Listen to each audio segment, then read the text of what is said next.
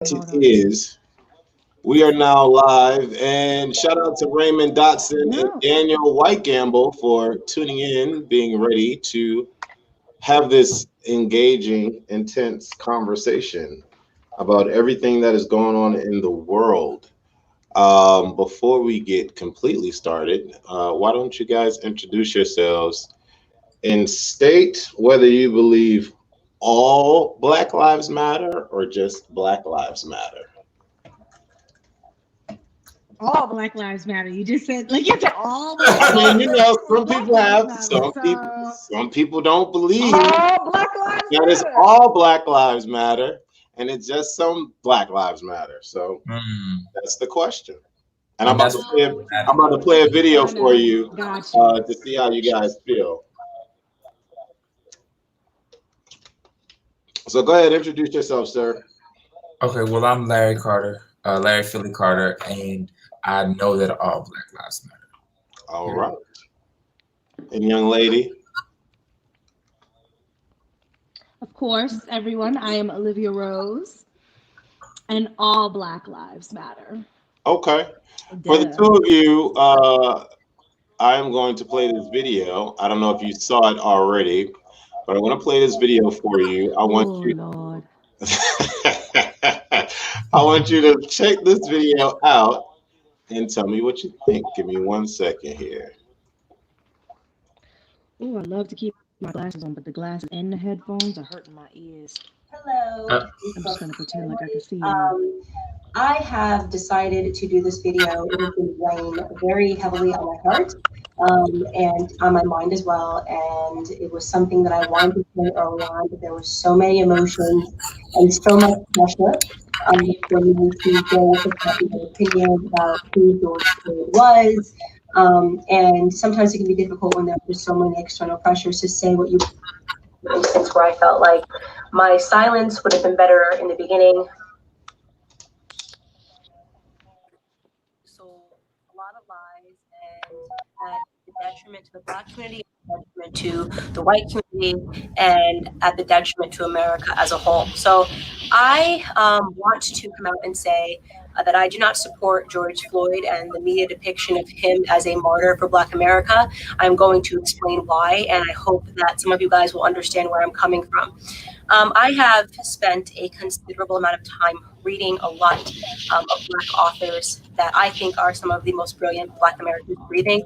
Walter Williams, Shelby Steele, Thomas Sowell. And I recently came across something that was an idea that was planted into my head by Shelby Steele. And it has been something that I cannot forget. It is something that will stick with me for the rest of my life. And it is something that I hope for the Black Americans that are watching will stick with you for the rest of your life. Shelby Steele said the Black community is unique from other communities. Our culture is unique from other communities because we are the only community that caters to the bottom denominator of our society. Now, let me explain what that means.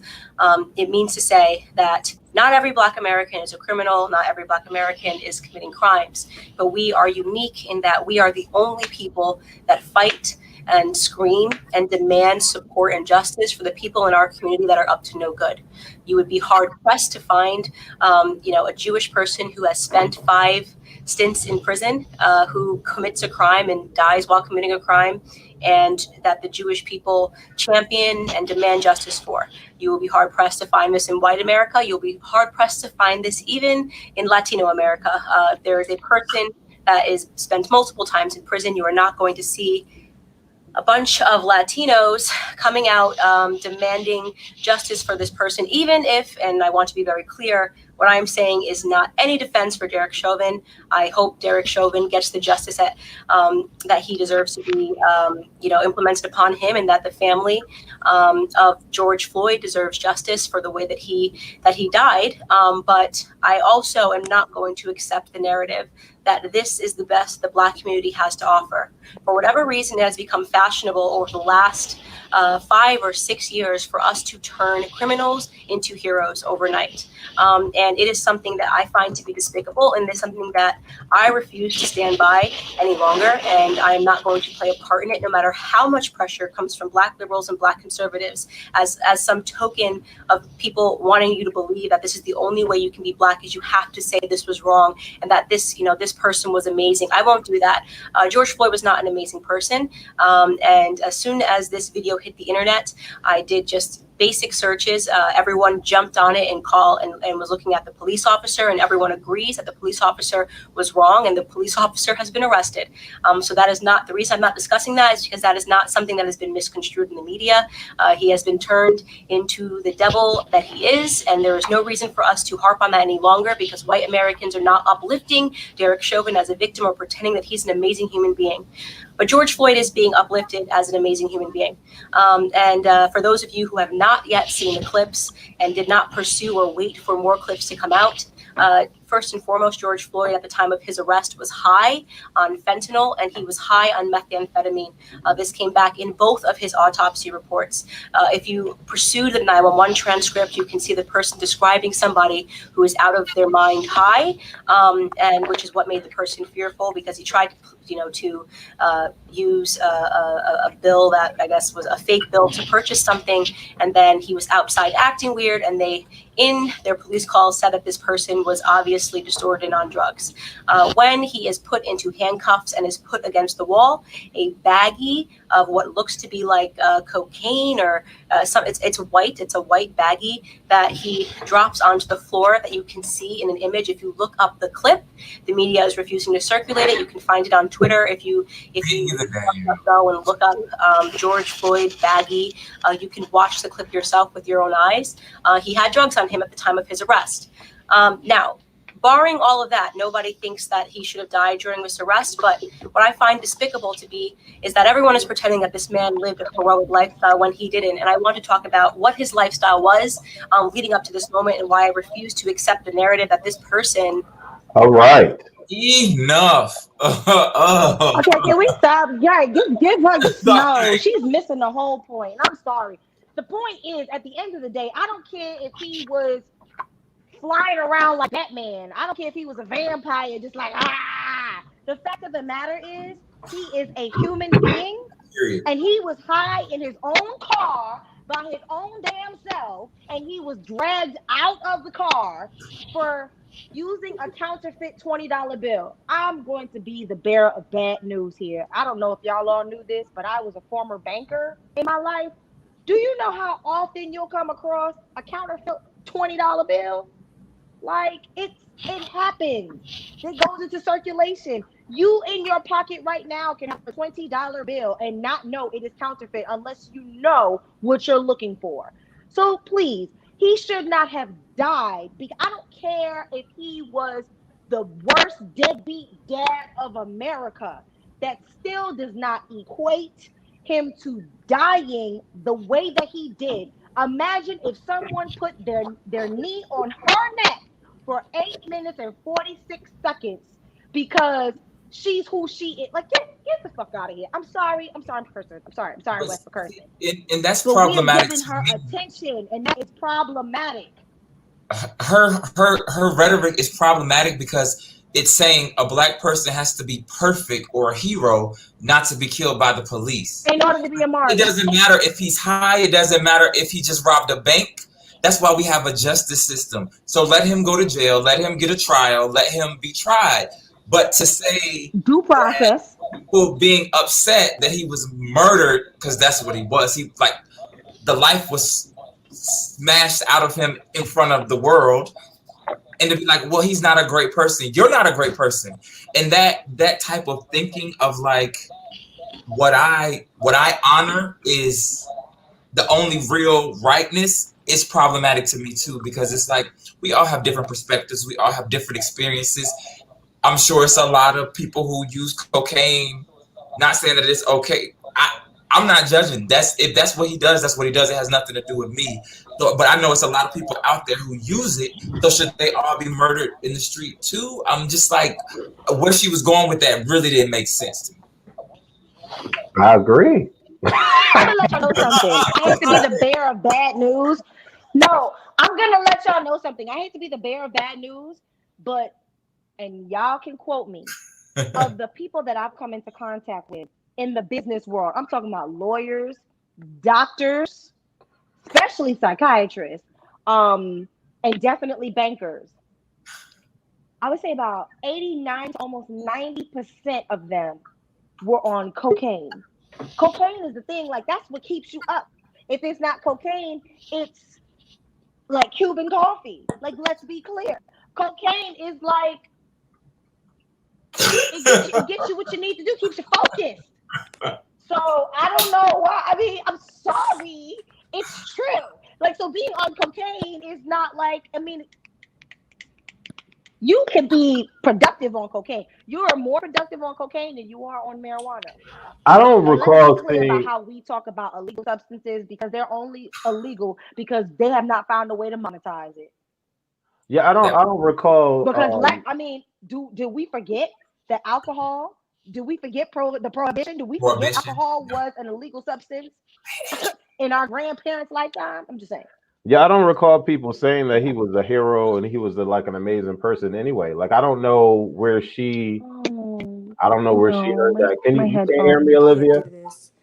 No, I can't do this. My headphones are no. I can't Okay. Can you hear me now? see shit. Hello. Can you hear I me? Hey can't hear y'all. anything. Hey, how you doing? Can everybody hear me? I can. I can hear you. Okay. Okay, I heard Adrian. Hi, Adrian. Olivia, you can't hear me? Oh, see, Oh Lord Jesus. that's what happens when we do new shit. She just stays with the Hey, regular. hey Olivia. Can you hear me? Oh, can somebody tell her to sign out and I sign back can hear. in? Olivia, can you hear me? Sign out and sign back in. If you can hear me. No. Because I can hear everybody else. I can too. Corday, can you hear me? I can hear you. Okay. She might need to turn off her Bluetooth because her headphones might still be connected to her Bluetooth. Right. Yeah. Reason why she can't get sound. I'm texting her now. For me, with Candace Owens,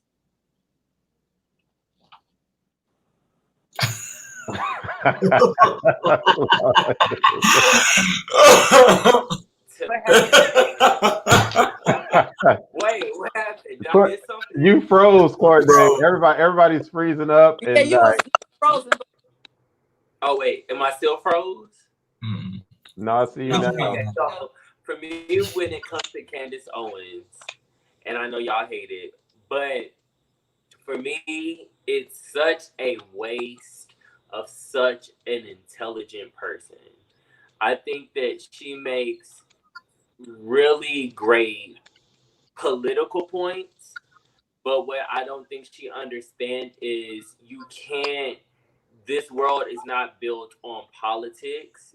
We're built on being human, and she leaves too much of being human out, and she doesn't consider the human presence. And I think that that's what just makes her so like that. But I've heard certain things from her that's just like, and I went back, of course, and like researched the data that she will give, and there's so much accuracy in a lot of the things that she says. But then when she tries to bring it from political to a humanized perspective, it's just like, girl, you fucked it all up. Your behavior and the way that you tried to bring it to social culture, it definitely just fucks it all up for you. If I can say it in any more layman's terms, she fucks it up. But she's so fucking smart, and she makes great analogy to what's going on today. But the way that she tries to put it in perspective into it in an emotional and human way, it's just like, girl, You're fucking up. You're fucking up. We could use your mind. We could use all of that intelligence and all of that forward moving and cutting edge behavior on our side if you were for us. But you're so captivated in being in the spotlight and being the divisive and being the devil's advocate that you're just like that girl Tommy from Fox. It's fucking you up. Okay. So are you saying you do not agree with what she said about George Floyd? Oh no, I don't agree with that. I've seen a lot of things that I do agree with, a lot of things that she does say that I do agree with, but unfortunately, every time she gets to her end game or what her goal is at the end of it, and her perspective at the end of it, it's just like, girl, shut up. You can use that for us in such a better way. In such a better way. So how But are we? what you said about George is definitely. It's like, girl, no. I think that definitely he's a hero in the sense of I'm not looking at what he did in his day-to-day life. The fact that he died the way that he did is heroic to the race. If we were all captivated by it, if it all woke us up in a sense, if it woke up new people that weren't woke before, you're a hero, period. I don't care. You're a hero. Okay. Way to be black, baby. Okay. Miss Adrian, I think you're going to be skipping, but let's see how we do here. What do you think about Candace and her thoughts on George Floyd? Candace always try to come up with some kind of way to be polarized. Right. I really believe that is just her ultimate goal, is just to come up with some kind of way to go against the what Black America is there for. I do support that she is intelligent. I can't understand that she's saying. Intelligent. I just think that. Adrian, you got Wi-Fi. You got Wi-Fi, baby. You got. I wish I could. I wish I could, girl, but I can't. Yeah, we can't hear nothing you say, sis. We can't hear nothing you say. Oh wow! Okay. It's unfortunate. And it's crazy because now that she's saying, "Oh wow," we can understand. Fred, why are you saying that's unfortunate? That's not nice. Fred. No, it is unfortunate. No, I mean I was being. I'll be trying to get Adrian in these calls. To me, it's so annoying and it's so sad because she could be such an asset to our political culture with her. But she doesn't want to be. She wants to be divisive. She's like a Black Ann Coulter. That's her whole. Yes, So she oh paid to like, be that way. You can't tell me that she's not getting paid. Like her heart. I feel like because I've watched her from the beginning, because once I saw the clip of her and the things that she was saying, I was like, damn, like you really know your shit, and the shit is so true. But then every time she would get to the end, and she reverted about to the Democrats and the Republicans and try to make this whole like operative. It's kind of like bipartisan. Yeah, it's kind of like if you would just really, if we could just have you just, girl, like. But that's not how media works. So right to us, like it will work. But the problem is that y'all need to stop feeding her. You're feeding her. Like as soon as I saw who was on the screen, I was like, okay, I know she's gonna hit me with some news. Let me give her a moment. Then I was like, oh, turn it off. Yeah, like when you were playing it, I was sitting here watching. I'm like, do you have to play this whole thing? Right. It's so it's like a 30-minute. It's a 30-minute video. So I definitely didn't play the whole thing, but I definitely wanted to because I kind of figured that we would all come up on here and say the same thing about her. So I wanted to offer up a difference of opinion on this whole George Floyd thing. How are we feeling about the new charges on the cops? Adrian, are you with us? Are you here? Can y'all hear me now? Yeah, girl. Okay. When it comes to the charges of the officer, what you said, time? Y'all can't hear me. I can hear you. No, you're still breaking. Wait a minute. Top of style. Ashley, can you hear me? Can I hear you? Can I hear you? But before it was so bad. No. Lord Jesus. I love Olivia with these faces. All right, Adrian, we tried, boo boo. Olivia, We I'm watching tried. you out here. We We love you, tried. baby. Are so good. Okay. So Larry, how do we feel about the new charges brought on? Well, the new charges brought on Chauvin, and then all the cops. The two cops. I find it interesting that it's not accessory to murder. Because like the second autopsy report says the pressure from the neck Homicide. being on his back, his lungs couldn't expand and contract so he could breathe. So the second officer also, three of them were kneeling on his body, which I can't understand why it would take three people to subdue a handcuffed man that's laying On his stomach. I don't know. No, here's the thing. I think that might be some kind of in-house training that happens with the cops, because I saw two more videos where four people were tackling a black person, and one of the people that was closest to his face had the knee on the neck. So maybe this is like some cop culture that we don't know anything about, because even after George Floyd, these videos are surfacing now with them pinning these people down in the same way. And I wish I had the two videos that I was talking about, but like in Miami. Yeah. In my childhood, I took martial arts for 8 years, and I've taken during those 8 years I took jujitsu. And with one of the guys that was there, like telling him, you know what, you're cutting off his blood supply. You know you are, blah blah blah. That is a very common jujitsu move, ground martial arts, to have your knee in someone's it cuts off their bloodstream. And so while they're trying to make someone pass out to subdue them, they know from training how long it takes them to kill. So I definitely feel like the charges, I wish it was first degree murder. And I also hard to feel prove. like with me being like extreme and like doing too much reading and being too extra, I feel like that it was domestic terrorism. I feel like for him to do it in front of all of the people with his hand in his pockets, I feel like he was definitely trying to intimidate a particular group of people that are of American culture.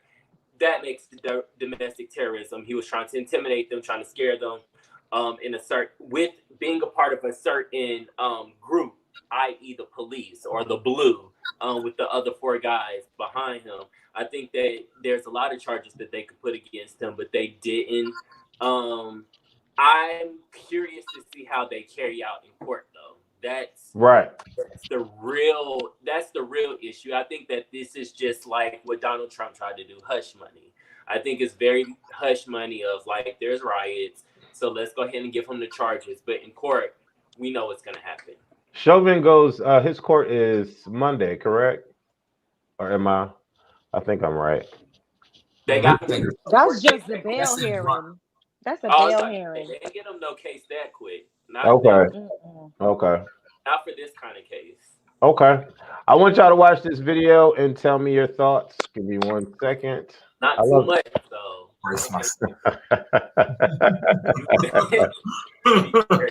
Have you always wanted to get your degree in graphic design? This is your chance to recession-proof your dream career. Get your degree online from the comfort of your home. Plus, you get a free Mac laptop and tablet. Sign up to learn more.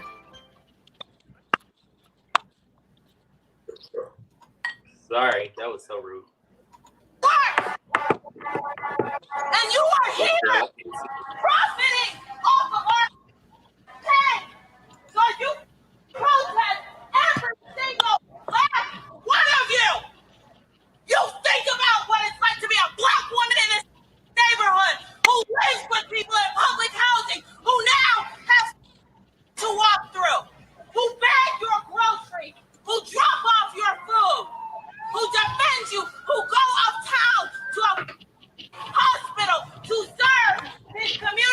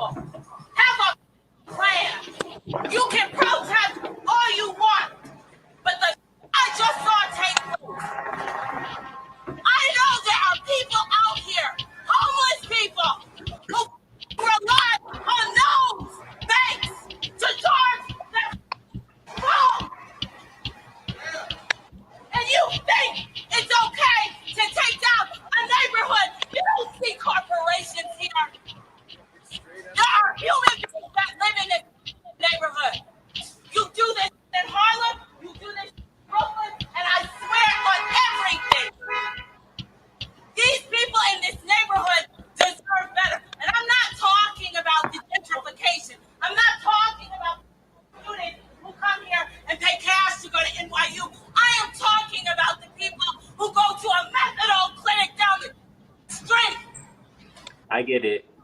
And you. Okay, let's stop. Bye. We got the point. Okay.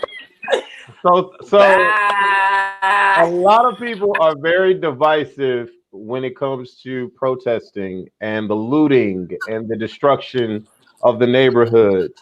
So Olivia, we'll go to Olivia first, then Corday, then Larry. Olivia, are you all here for I the don't give a good destruction? goddamn because we don't own these neighborhoods. So I don't give a good goddamn. You can burn it all down. We don't own this shit anyway. There's not one neighbor. First of all, for everybody who's sitting there talking about, oh my God, you're burning down your own neighborhood. What happened in 1921 in Tulsa, Oklahoma? Thank you. What Thank happened in you. 1921 in Tulsa, Oklahoma? First, run those facts back. Then we'll sit here and talk about something. Okay? Brooklyn. I love Brooklyn. I'm a Brooklynite. I'm Brooklyn in my blood. We don't own Brooklyn. We don't own Harlem. We don't own Atlanta. And first of all, don't get me started with Atlanta because everything that I've seen, I don't see the West End fucked up. I don't. I see downtown. That is That's the not West where. End, That's girl. not where. That's not where black people live. That is where black people live. That's where Let me tell you something, baby. 95% of black people live. 95% of black people do not I mean, live the in no community, gosh not 95% darn, of in no as a gosh whole, darn but downtown. the Because living, half of the those resident. people cannot afford to live downtown. No, Half no, of no, those no. people You're in the cannot wrong area, afford baby. to live in You're in the wrong Midtown. area. You're in the wrong area. So Centennial Park, CNN, McCormick and Schmicks. Tell me what black is people definitely you know their live area. over there. Wesley, is that or is that not their area? Whose That is area? not. What are we? Area. I'm going Whose to area? tell, and Olivia, I get where you're coming from because you open because again, girl, again, like I told you last panel, you teach me something because you opened my eyes to something. At first, I was like, damn, why they doing this shit? It makes no sense.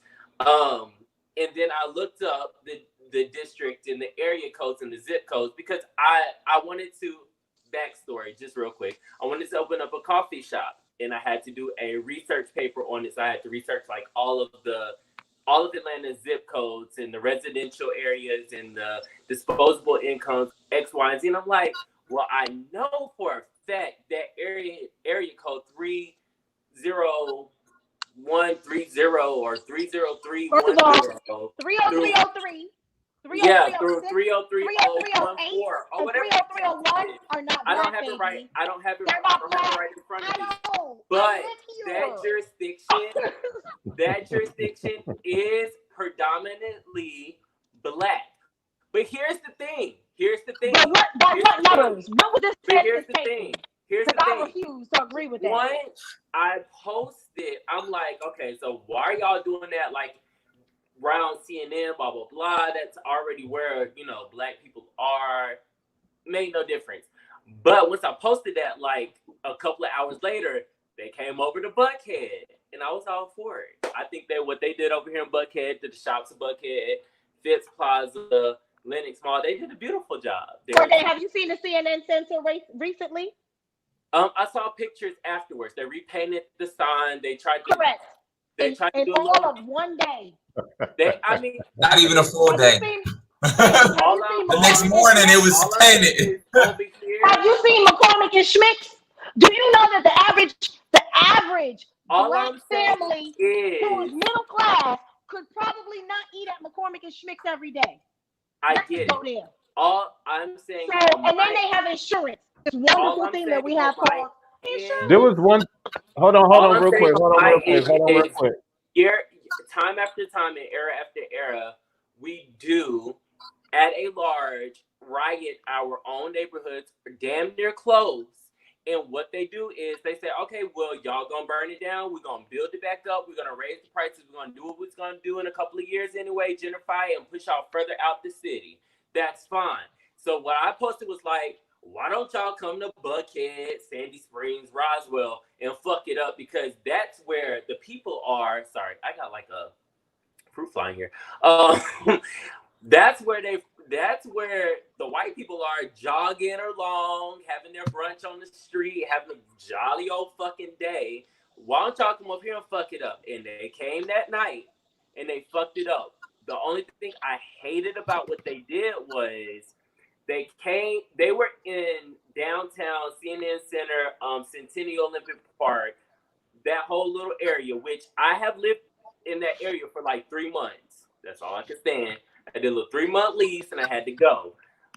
Where the population, the active population is black. And if you look on, and I'm just looking from a media perspective because I wasn't there, so I could be wrong. But from the media perspective of the lives that I've seen online and what I was watching on TV, the police are standing, I'm in my drawers, so leave me alone. I did put on the top outfit, but it's okay. So they're standing back like this, like, don't pass this line. And they're letting people just fuck up shit, right? You can see them literally let people fuck up the city. They were in Buckhead for less than 20 minutes, and they had Buckhead cleared out. They was not having it over here in Buckhead. I just feel like if they was going to riot, they should have rioted in Buckhead, Sandy Springs, Roswell, during the damn daylight where they was over there in Centennial Olympic Park or whatever, because this is where you would have made your impression at. So what about the places? Hold on. What about the places, the black-owned businesses, the black-owned businesses that got destroyed throughout these protests? Because one of the musicians made a good point that, everybody's saying, yeah, they got insurance, they have insurance, but the insurance is not going to pay off the loan. And if the building structure is gone and they no longer have the building structure to operate their business, they still have to pay off that loan. So I thought, I was like, Go ahead. 9 times out of 10, I'm not trying to be funny, but you point to these black business owners who actually own the building. Right, because they don't exist. They don't exist. Because what I did was I looked up, because when people were doing all this stuff, I'm like, okay, so let me look up the insurance, the liability, property, like what's going to happen and how does this work? Like Olivia said, they're renting, they're leasing, they don't own. So it makes them know, never mind anyway. But let me tell you why, when they came to Buckhead, it was effective. I personally live in Buckhead, and I see these bitches out here, these policemen out here. I see what happened. I work in Buckhead. I work for a boutique. I don't want to say in Lenox Mall because they will try to fuck me up. So I have a problem. I'm sorry. I have to interject. So the way you talk about those areas is problematic to me. As a black person, I feel like you almost value those places because white people are there. So what you're saying is not true, because them looting was effective because what they wanted to get done got done. So, and then when you say they let them fuck up Centennial Park and they were in Buckhead for 20 minutes. So if they were there for 20 minutes, that wouldn't have actually been effective, because then they wouldn't have been able to get news coverage and everything else. So I just, wait, pause, because I sit here quietly while you talk a lot.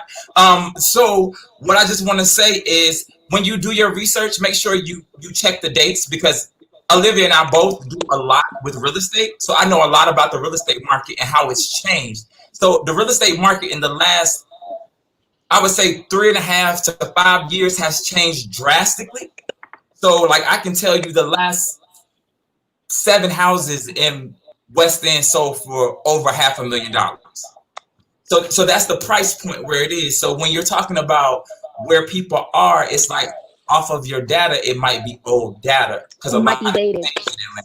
I just caution you, because I've been here for 15 years, so I might know a little bit more about it than you being in there for 3 months.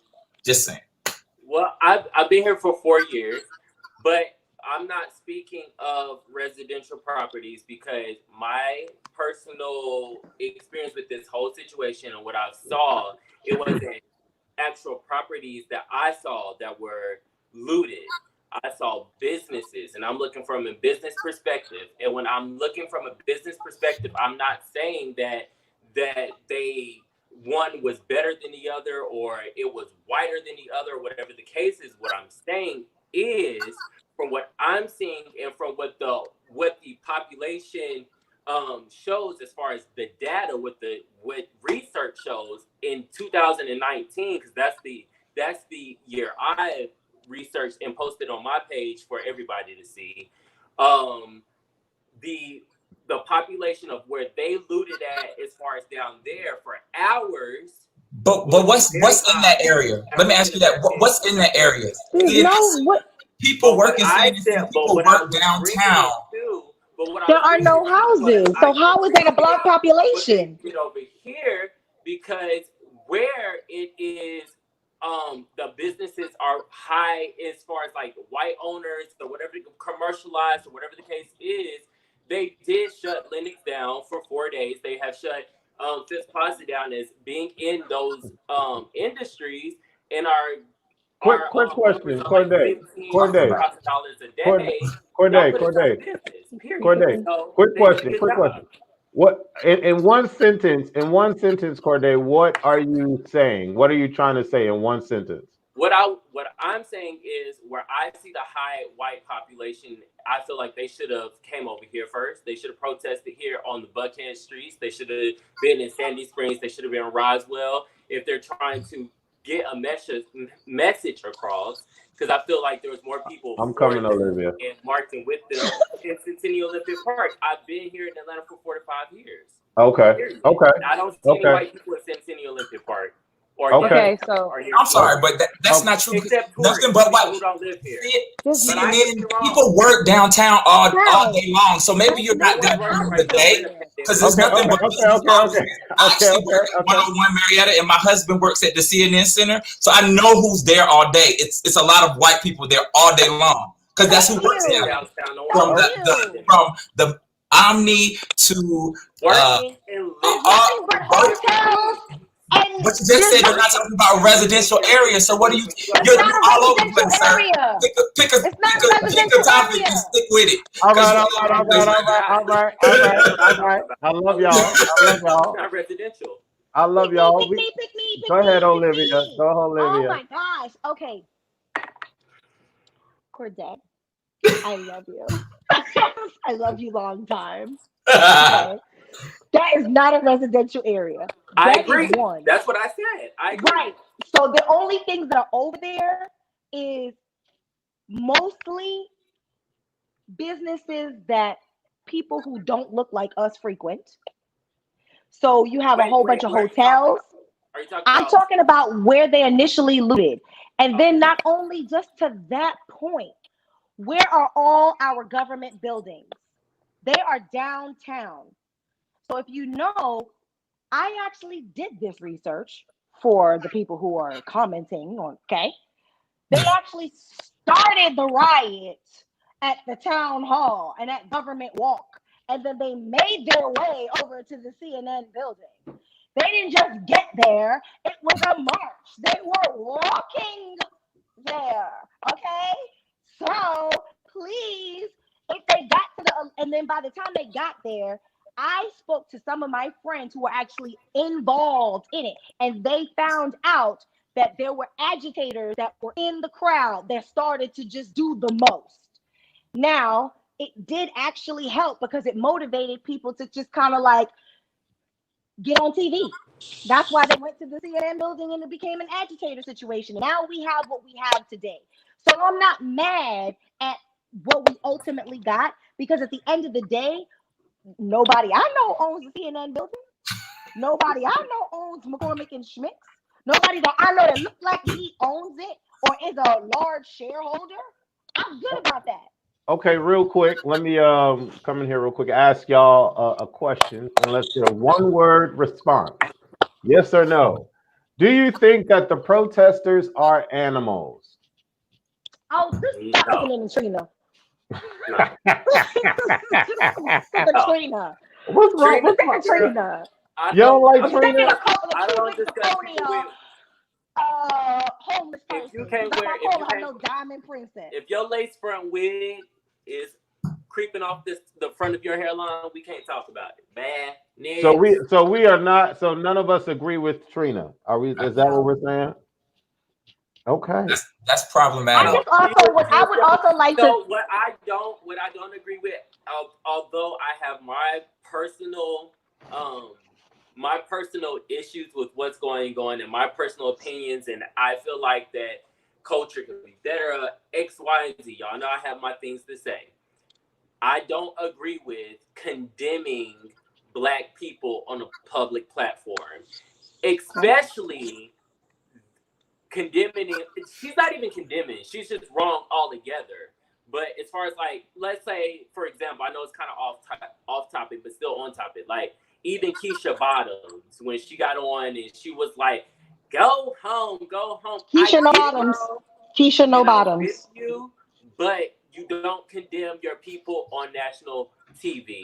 I feel like she should have saved it for her friends. She should have went out on her live, maybe said it on a little microphone, give a little performance, whatever. But don't. I feel like there's a lot of wrong shit that goes on, a lot of wrong shit that we do, and the only reason I express it on this platform is because the demographic may be Black. But you don't condemn us in front of them. And that's why they are so strong, because white people do not condemn each other. Girl, yes. White people do not condemn each other on national platforms. And that's why they keep the power that they keep, period. Go ahead. Okay, Larry, let me ask you. A lot of people are up in arms. Don Lemon to be one of those. A lot of people are up in arms about the celebrity involvement with this whole George Floyd and the Black Lives Matter. And he named a lot of celebrities that he feels should be out on the forefront with this whole Black Lives Matter. He named Gail, he named Oprah, he named Diddy, he named so many people. So, Larry, what are your thoughts with these high-profile celebrities being involved? See, I feel like it's not my place to tell somebody else how they need to be involved. So what you don't realize is they might not be in the forefront, but they're using their money. They're putting their money where their mouth is. Like when you think about Jay-Z and Beyonce, Jay-Z made a call to the governor to say, this needs to happen. Like, this is real. You know what I'm saying? Like, using his power in that way. He's not somebody that's going to march in the street. What other billionaire is marching in the street? Like, real talk. But, however, when you think about Trayvon Martin doing the documentary about his situation and Khalif Browder and all those different things where he's putting his money and his influence to move the movement forward. So they're not marching, but they're still involved in the movement. Okay. So you don't feel that way about celebrities? As you said, you don't feel that way about anybody saying that they should do this or they should do that. Okay, cool. Miss Olivia, do you concur? Do you feel the same way? Yes and no. This is why I agree with what Larry is saying. Absolutely. I want people to advocate as they advocate. I kind of got a bit annoyed with Don Lemon even calling people out, because what I'm starting to see a trend is now all of a sudden every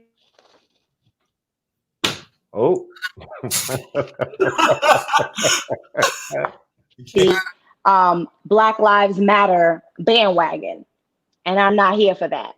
So I think that is bothersome, because I don't know if it's genuine, because I feel like there were a lot of people who were silent. And then all of a sudden I'm starting to see, like, I actually even created a post myself and said, hey, if, everybody out here, and that includes everybody that's watching this show right now, if your silence is loud to me. And so if we went a whole week and you didn't even have one post about what's going on in the state of America, or you had a post or two and then you went right back to showing your best selfie or trying to sell us things, then unfortunately you are not here for the movement, and that's okay. And I am a proponent of cancel culture. And I'd like to define cancel culture at another time, of how I define cancel culture, because I can still be here for you and be like, yes, you're my brother, you're my sister. I'm here for you. I love you. I want to love all on you. That just means that I'm not going to financially support what you have going on. And that's okay. Like, if your rhetoric is how we know you, your art is speaking or singing or, rapping or whatever you're doing, and your art doesn't coincide with what your current rhetoric That was is, me then rapping. we have a disconnect. And so therefore I cannot support you, and therefore you are canceled. But I can still love you. You can still be my, like, I still love Trina, but she's canceled. I will never watch Love and Hip Hop Miami again. Note to Mona Scott. I'm putting that out there. You hire her again, I guarantee you're not going to see what you thought you was going to see. She's canceled. They also need to cancel her on her talk show. She should be canceled from that as well, because they should hire a real journalist. I'd rather you have Funky Dineva on the morning show before you have Trina and Trick. Okay. Devin, are you able to hear me? Can you hear me? I can hear you. Hi, guys. How is? Awesome. Everybody, welcome Devin to the panel. Hi, my love. Hey, it's been a long time. How's it going? I interrupted Devin's evening. He is in Chicago. I asked him if he would be down to join on the Culture Club because Very exfoliated. Yes, the skin is glowing, baby. Let Skin me is put glowing. Baby. Let me put a bit of champagne, because that makes me a criminal. It makes me not worthy of life, y'all. You're so silly. You're so silly. But Devin, let's get you caught up real quick. We are on the topic, of course, of George Floyd, Black Lives Matter, everything that's going on currently. But the particular topic that we're discussing right now is the concept or the idea or opinion that some people have calling protesters animals. And we talked about Miss Trina, who was on her radio station, who kind of went off about the protesters because they're actually indeed destroying businesses. And I guess a couple of businesses of what her friends operate out of her own. And so she called protesters animals. My question to you, Devin, is do you think that it is wrong of these protests to turn violent and for them to start destroying property and looting? What are your thoughts on that? Well, I do believe in every American citizen having the ability to and the right to voice their let their voices be heard. So the right to protest. I even agreed to the I would say I would agree to the right to riot. I mean, it's unfortunate. I think for me, the sad part, at least in Chicago locally, some of the protesting and slash rioting has turned into vandalism, and especially it makes me sad when it comes down to. I understand anger and frustration, but when you vandalize your own community and your own urban neighborhoods. I mean, there's so many different corner stores that consumers that live in those areas are not able to use them. They accept EBT, but EBT, you can't use your EBT card because you vandalized all of your local stores. You vandalized your mini markets. What are senior citizens going to do? How they're going to get from point A to point B? Not saying that, I'm using that because, we're in the beginning of the month. I mean, you take out the chase in the area. You take out, all of these other like little things. And so, yes, I mean, anyone has the right to protest and let their voices be heard. But I don't think the in hindsight, the damage that, essentially that can be done to your own community, that part was sad to see. I mean, the next day, just, firsthand, just like, different like posts and like phone calls and different things like that, just seeing that people that live in those areas weren't able to, get the local things that they need. So that's the sad part. But everyone should have the right to voice their opinion and then let their voice be heard. That's just my 2 cents on it. Okay, and real quick, well, hold on one second, Corday. The second topic that I wanted to get your opinion on real quick is what do you think about the level of celebrity involvement? Do you think that more celebrities should be involved? More Black celebrities should be involved? What are your thoughts?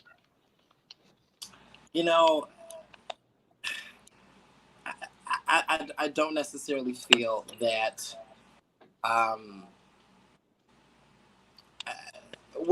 okay, I guess whether celebrities are involved or not, I mean, that's their own right.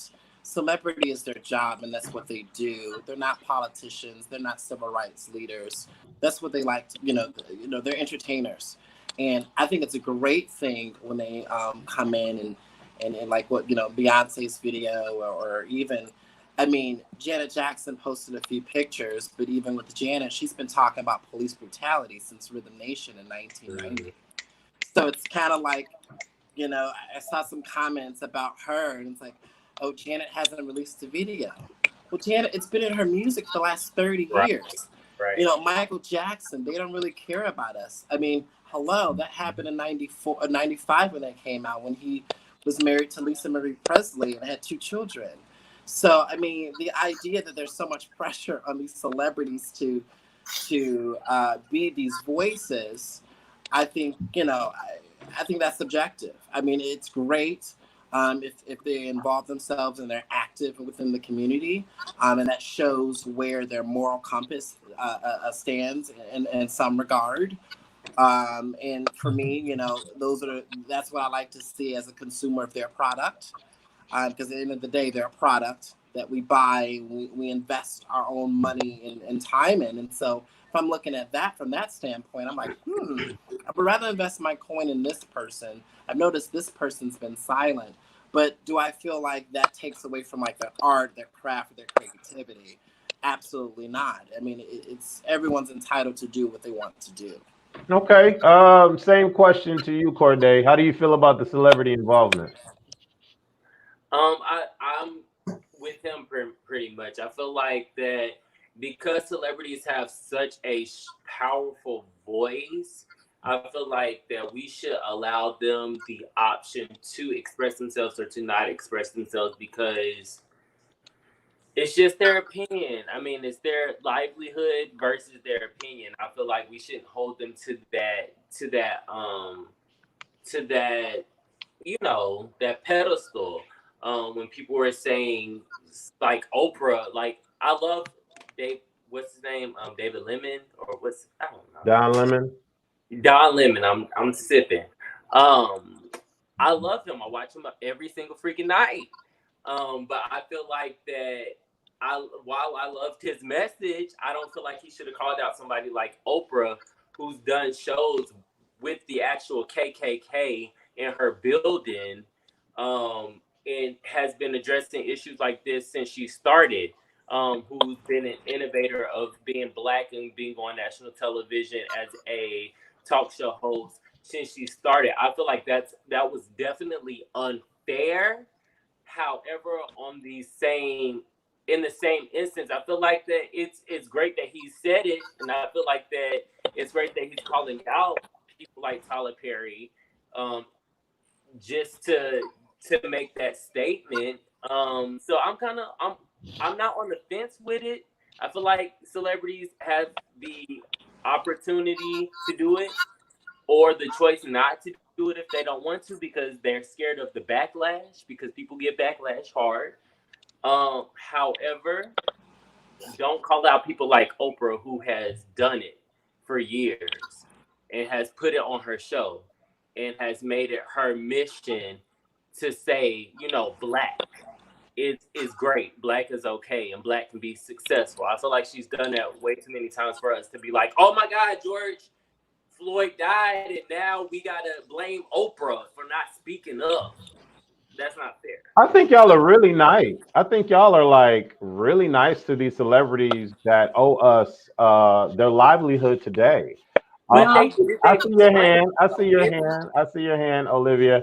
But no, I think y'all are really nice, and I'm just gonna say, oh, that's great. That's beautiful that you guys are defending them like that. But I think they should definitely do a little bit more when it's so easy to condemn Black men publicly for things that they've done versus figuring out a way for things to change. Go ahead, Olivia. Wesley, think about what Hold on one second, Corday. Hold on one second, Corday. Go ahead, Olivia. So I think the issue is that it's always going to be for me that when your personal economy is more paramount than the life of your people, you're going to get canceled. And I can't even stand with you. Now, when we're talking about the Oprahs and the Janets and some of the people, okay, I am going to say that they're probably at a point of fatigue because they've been doing this for such a long time. I'm going to say that they're probably in a place of fatigue. They've been doing the walk, they've been talking the talk. I'm actually not talking about Oprah. When I'm thinking about celebrities, I'm not talking about Oprah and I'm not talking about Gail. They've been doing the work. I'm also talking Right. about your new school celebrities like Megan Thee Stallion, like Right. Shekinah Joe and Trina. I'm looking at y'all like, so when have you ever done Right. anything Right. to uplift the people? And But this is the position you take? Got you. So I'm talking about those kind of artists, those, Olivia, or the silent ones. Yes, but you I'm gotta sorry. also understand that we are in a climate of where the artists and the amount of celebrity that have presented that cultural perspective and fought for us or wanted to give us a voice, they fought for their career and they drove their career into this industry with people like Shekinah and those celebrities, not to downplay their career, but like look how they've gotten into the industry. Look what their presentation to the industry was. I'm sorry, It's I just can feel you, Corday, because Shekinah Joe actually got on a whole live, and then she doubled down and got on Tory Lane's no, live and cried I'm about with Gucci you. I'm with you. What and I'm saying cried is about Gucci. Lest we forget, just what a year ago, Gucci created a whole ad campaign that was right. about No, blackface. no, So I'm I'm I'm agreeing with you. What I'm saying is the people that you're mentioning compared to the people One second, Devin. that we're mentioning, like our Oprahs and our Janets and our Beyoncés, they came into this industry. This is me speaking as an artist. They came into this industry when it was hard for Black people to get a certain presence in the industry, so they had to fight that fight. People like Shekinah and they came in the industry during what a about time where Trina? Trina is dated before Beyonce. Explain that. she's dated. You're right. You're All She's right. right. dated beyond You Beyonce. got me, Explain that. girl. She is dated. Go ahead, Devin. Let's Case hear from closed. Devin. Let's give Devin the floor, guys. Let's get Devin the floor. So I mean, so I'm not even sure who Shekinah is or Exactly. and why we just I've never heard of that. Come on, I do Devin. know who. Prove my point. No, well, I'm that's with me you. being I'm very with valid. you. I mean, I do live in a bubble, but is she a rapper? Is she a new artist? Is she No, a She, she's all recording love of hip artist? hop. she's a hairstylist, baby. She's a She's Okay, all love of hip hairstylist. hop. okay, all right. So she's like a reality star. I see. Right. I Exactly. don't watch a lot of reality TV, so I'm sorry. I've never witnessed or seen who Shekinah is, so I can't really talk about like that. Um, but in reference, like like to Trina, I mean, I heard a little bit, on her, and of course I know who Trina is. I mean, Trina is, she The calls, baddest bitch. what was that? Canceled. The baddest bitch, right? That's what she said. But listen to Yeah, her she's music been though. around a Her very long music has time, so I definitely no. know. One You person know, at a time. One person at a time. Go ahead, Devin. you know what? Yeah, here's what I'll say, right? Like, so as a celebrity, you have as an actual celebrity, someone that is relevant to I can't speak right now. Relevant. Relevant. It's been around a long time. Sorry, I had a little tongue twister there. Like someone like with a name within our community, I would say like a Trina. I mean, you got to be careful what you say and how you say things, and you have to understand that you are in the public light, and there are people looking at you or waiting for you to mess up any little microscope, any No, little thing no, that no, you no. do. Don't give her no. Don't do it, But Devin. at the Hit you a same little time, bit. Let him go. Let him finish. Let him with finish. that being said, you I have to refuse be. it.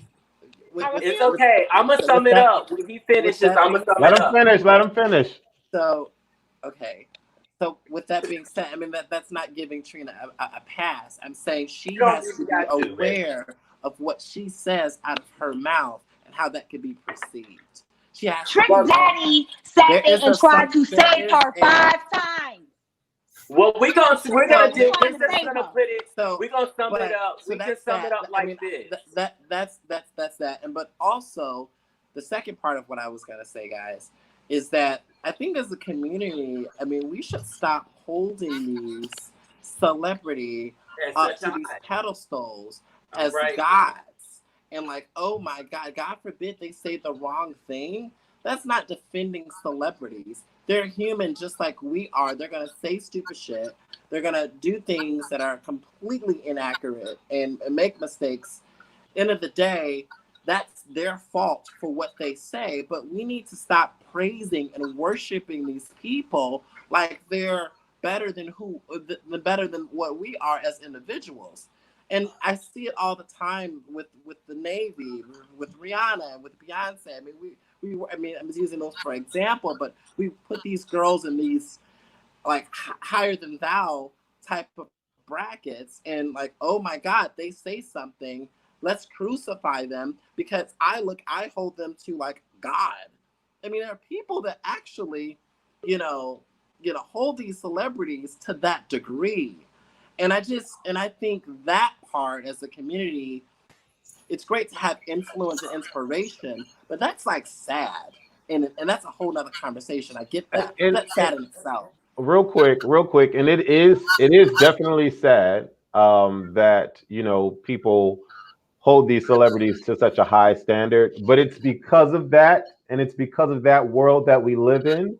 I feel like celebrities should definitely do more and say more if they haven't done anything yet. And so that's why I'm saying that celebrities should do a little bit more because their voices are heard first before the Mayas who's running for US Senate, before any of these other people that are out here running for Supreme Court, before any of these people that we've never heard of, the David Barringtons of the world, before any of these people speak, okay, the celebrity voice will be heard first and foremost. And I have to say, I'm quite upset. And I got to call Devin Barrington because I'm a little perturbed because I voted today.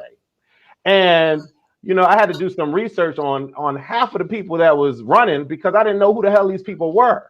I've not seen a commercial. I've not seen an ad. I've not seen a post, a social media, anything.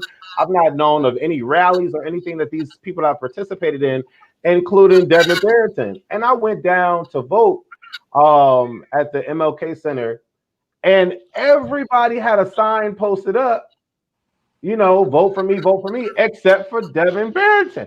And I'm like, well, what the hell is going on? And Are you in his district? yes, I am in his district. And Okay. so to that point, I also walked away from that voting experience, which was kind of underwhelming because it was just underwhelming, and I was there for a long time, thinking to myself that these people that are running really, really need a lot of money, a lot of resources, a lot of aid to get the word out. And in situations like when you're dealing with someone that could be really good for the community, I feel like Devin Barrington could be that. Celebrities could help, and people that have money and resources could help. So yes, I feel that celebrities should definitely do a little bit more, especially when they're sitting there telling us, go vote, go vote, go vote. And I kid you not, half of the people, when I did my voting post on social media, so many people were hitting me up in the DMs talking about who's running, who do I vote for, who should I vote for, what's going on, so forth and so on. And I'm like, if I know that I have a couple questions about the voting process and who's actually running, I know damn well so many other people do. And so my next topic is voting. Everyone says you should vote. Half of the people that are watching probably right now, and half of the people that follow me on social media don't know who to vote for. So what can we do to get that message out there? Okay, Larry. Larry. Let's just say this: voting is a right, but it's also a responsibility. So it's not my responsibility to teach you. The same way you log on to Instagram, you can do a quick Google search of their name and find out who they are. Like really, that's a civic responsibility. The reason it's a responsibility is because I'm not going to spoon feed you what you need to know. And I think that's a culture that has to be broken, because when you want to know the latest J's, I don't know how to find that out because I don't search for it. But if you know when the latest J's coming out and you know all of this other stuff, you can spend the time to figure out who to vote for if you really care, instead of saying you want to change, but you waiting for Superman. Like, Superman isn't coming. Save yourself. But how can we? And I agree, because literally that's what I had to do. I had to research it because wasn't nobody going to help me figure this shit out. And but still, not many people even know how to research it or know where to go. We have to realize who we're talking about. Okay, let's not act like I'm gonna get to you, Olivia. Let's not act like everybody out here has the know-it-all to just be like, oh, okay. You don't have a smartphone. You don't have a smartphone, Larry. I know. You don't have a library pass. I know what you're saying, brother. I know what you're saying. But we just had somebody call all protesters animals. So everybody doesn't have the same mindset when it comes to, especially when it comes to this voting process. Again, let me remind you, I just had someone ask me today, who should I vote for? And they are in their 30s, okay? And they were not sure who to vote for. So, yeah, how do we fix that? So how are celebrities more responsible? Why don't you pick on me? I'm sorry, Olivia, but I just gotta ask, how are celebrities more responsible than you are for your own choices? That doesn't make sense to me. That's problematic, because it's like, if you don't want to be policed, then you have to learn for yourself. Okay, Olivia. So I'm gonna dumb it down. I'm gonna dumb it down for everybody. There is this wonderful app, and it is called the Party of Lincoln. I'm gonna say it one more again. It's called the Party of Lincoln. Download that app, then search your state. Then you can find out not only what voting, like what's coming up, like what kind of primaries, or what's going on. You can also learn about, what's the difference between the Senate and the House. Like, why is my council person and why am I in this district and not that district? You can find out all these wonderful things. It's in a wonderful app. It's called the Party of Lincoln. Now, just like Instagram, you're gonna have to spend a little bit of time learning about how it works. Like, I think that we all need to be, like Larry is saying, you need to be civically engaged. I don't think that Devin is running against one non-Black person. Unfortunately, I can't vote for Devin because I'm not a registered Democrat. So I'm not allowed to vote in the Democratic primaries, which a lot of people need to make sure that they know that. When you decide that you're going to take your ballot for independent, or you're going to take your ballot and say that you're, not affiliated with any party, well, you can't vote in the primaries. I'm a registered Republican, so that's a totally different bag. So I can't vote in the primaries. But when they have the whole general election, then I can vote. So I'm not trying to give the general population a pass, and then I want to get to you, Devin. I'm not trying to give the general population a pass, but it is what it is. We need some kind of course for dummies, like voting for dummies. I just gave it to you. But still, even that app, and like, that's called 6th grade social studies. I'm sorry, I'm shading you. I'm not shading you, but that's 6th grade social studies. Devin, what are your thoughts about why Devin?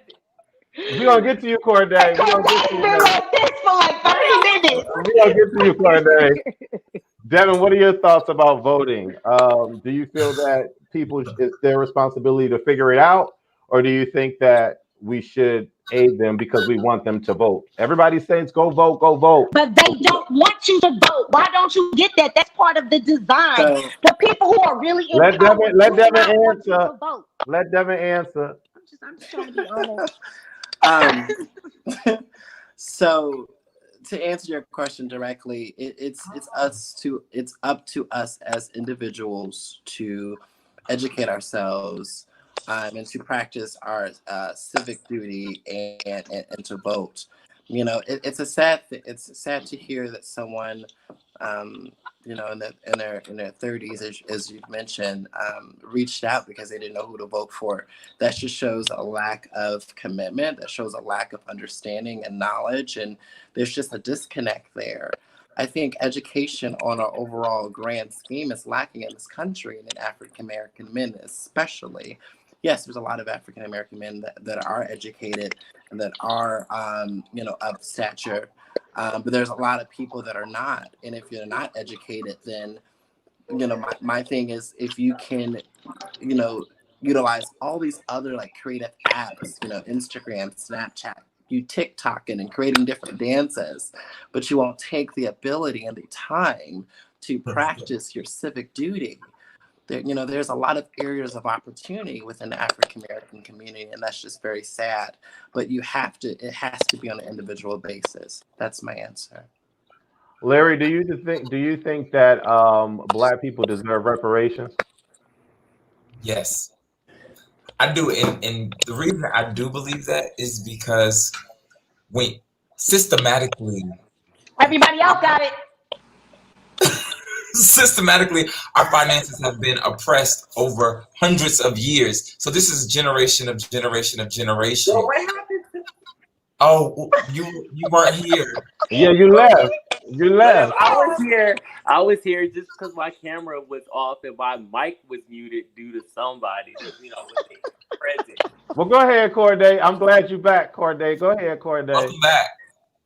We missed you. Whatever. But I do think that I am totally against light skin, beautiful with the curly hair to the speed. Because I feel like that we can put a lot of energy into a lot of things. We can put a lot of energy into informing and educating our uneducated and less informed Black people about the ways of voting and the education behind voting. I just feel like that because I think, I know, Olivia, I feel where you at. It is 7th grade. I know the curriculum because I used to, yeah, I got you. But unfortunately, we are in a time, and I think people just should just really consider social culture where we at in that moment before they make decisions. In this moment, it's necessary to inform all of our friends and make it a thing. Period. Just make it a thing. Inform them. Even if you have your operative and you say that you want to vote for the particular person, at that point you have the power just to tell them to vote for that person. If it's just tell them to vote for that person, you'll be good. No, Okay, no, that's irresponsible. Okay, hold on. I'm just playing about that part. I can vibe with that. I can vibe with that. I can vibe with But what that. I'm saying, but what I'm trying to, Olivia, I love what I'm you. trying to divulge is that's why it's important for us to inform and educate our peers on that, because we can inform and educate our peers on how our body looks on Instagram, on how them cakes look on Instagram, how all these things look on Instagram, but y'all can, come on now, just inform. I finally agree with Corday. Finally! Go really? ahead, Devin. Go ahead. Say something, Devin. There is an old saying, and it still resonates today. I mean, even as simple as Olivia just spelled it out on basically hooked on phonics for illiterates. You know, she just spelled it out. You can lead a horse to water, but you cannot make them drink it. Yes, I mean, you can. there's no. We're in the time and place where you can. Sorry, we are. Well, people are drinking. People are drinking these social media, these socialites. Listen. I can demonstrate to someone. I can demonstrate to someone. I can actually map out exactly how to get to point A to point B. If that person doesn't want to do the work, if that person doesn't have the drive, the determination, the commitment to actually see that task done, then it won't be done. And because they don't want to do it, it's not because it's hard.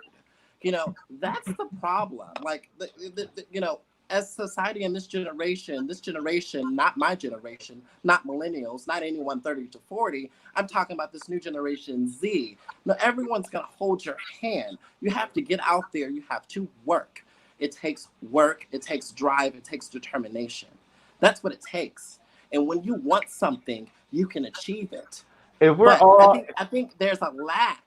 There's a lack Devin, of it's I'm not of with you. understanding of how to do something. There's a lack of will. You know what I That's the had problem. to. You know what? And I'm done. Olivia I've said what I said. helped me realize, and she didn't even have to say it, but when we were okay, Olivia, you remember the other day when people were rioting, and you were like, "No, that's not correct." Blah blah blah. It made me realize how outside of the culture I was just because of where I was in today's culture. Because I don't get certain things pressed upon me because of where I live or how I carry myself, whatever the case is, doesn't omit me from what people really look at me as and what they see me as. And so when I listen to Devin, like, I get you, I understand you, and I'm with you, but unfortunately, we are in a time and a place where if they are lacking for our betterment, and I have nephews and nieces, and for their betterment, we have to do whatever we can. We have to pick up the slack wherever we can, because guess what?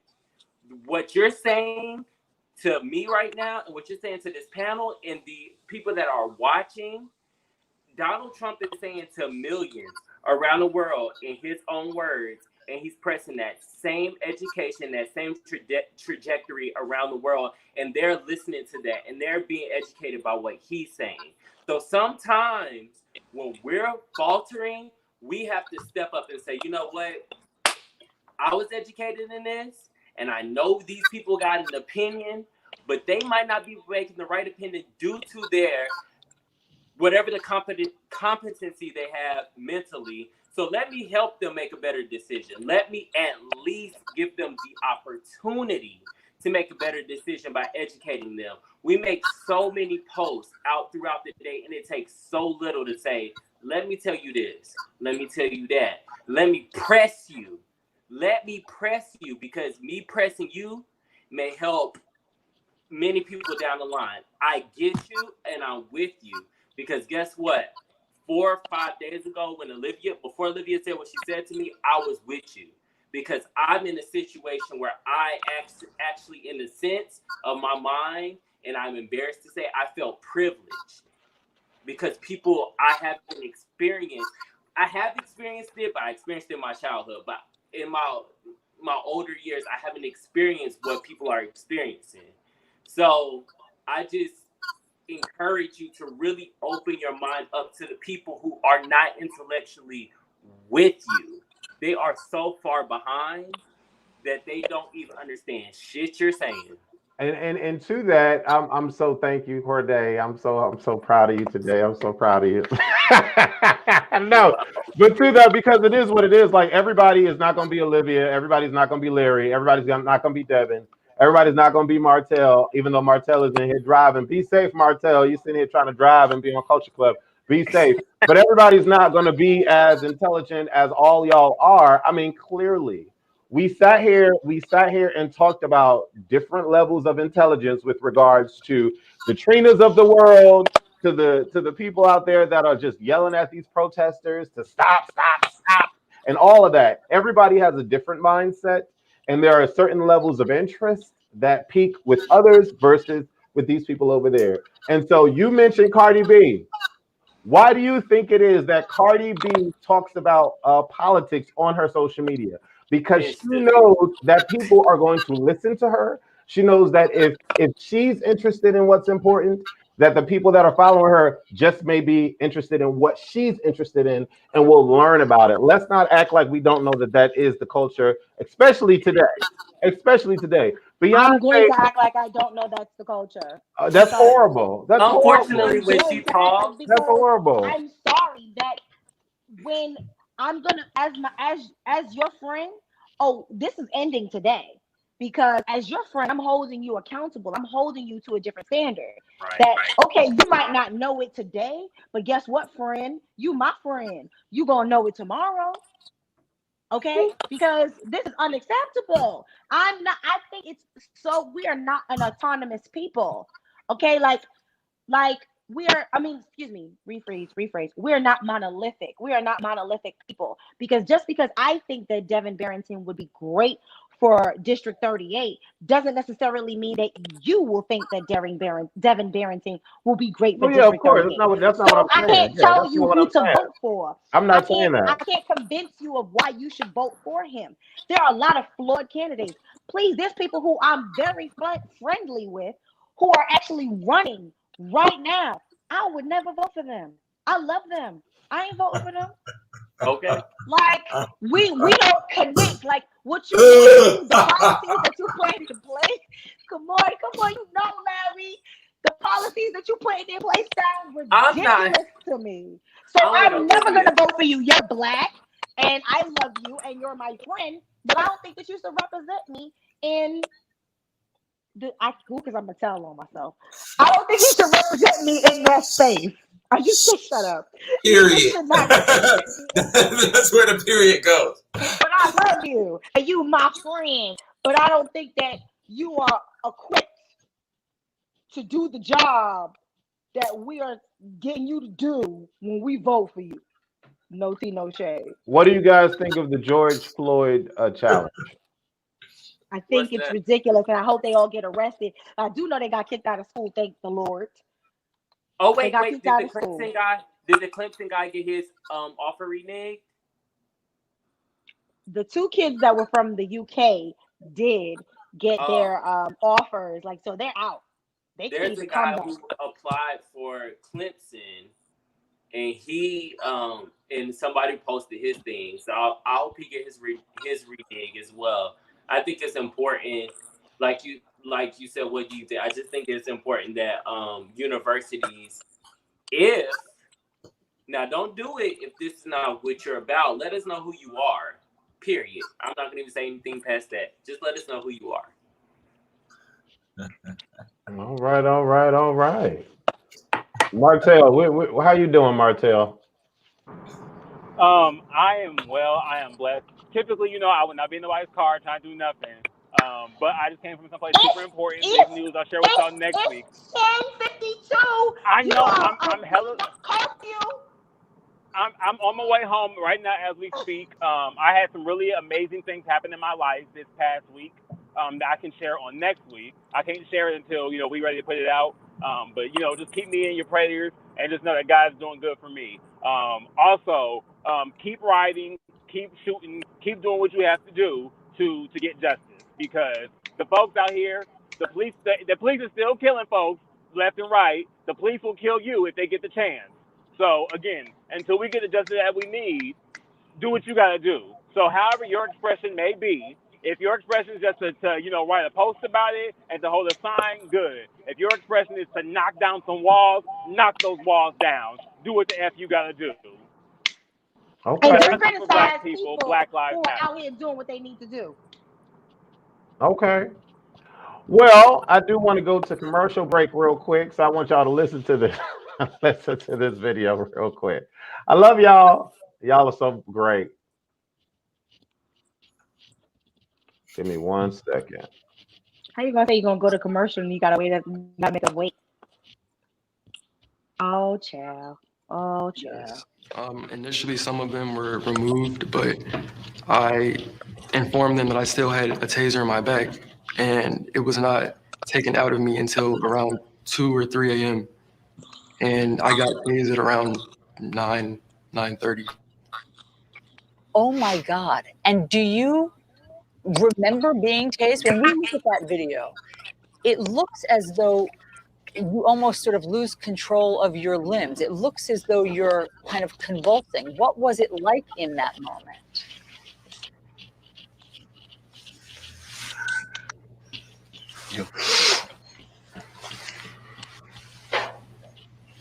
It's probably one of the hardest moments that I've had to face in my life. I just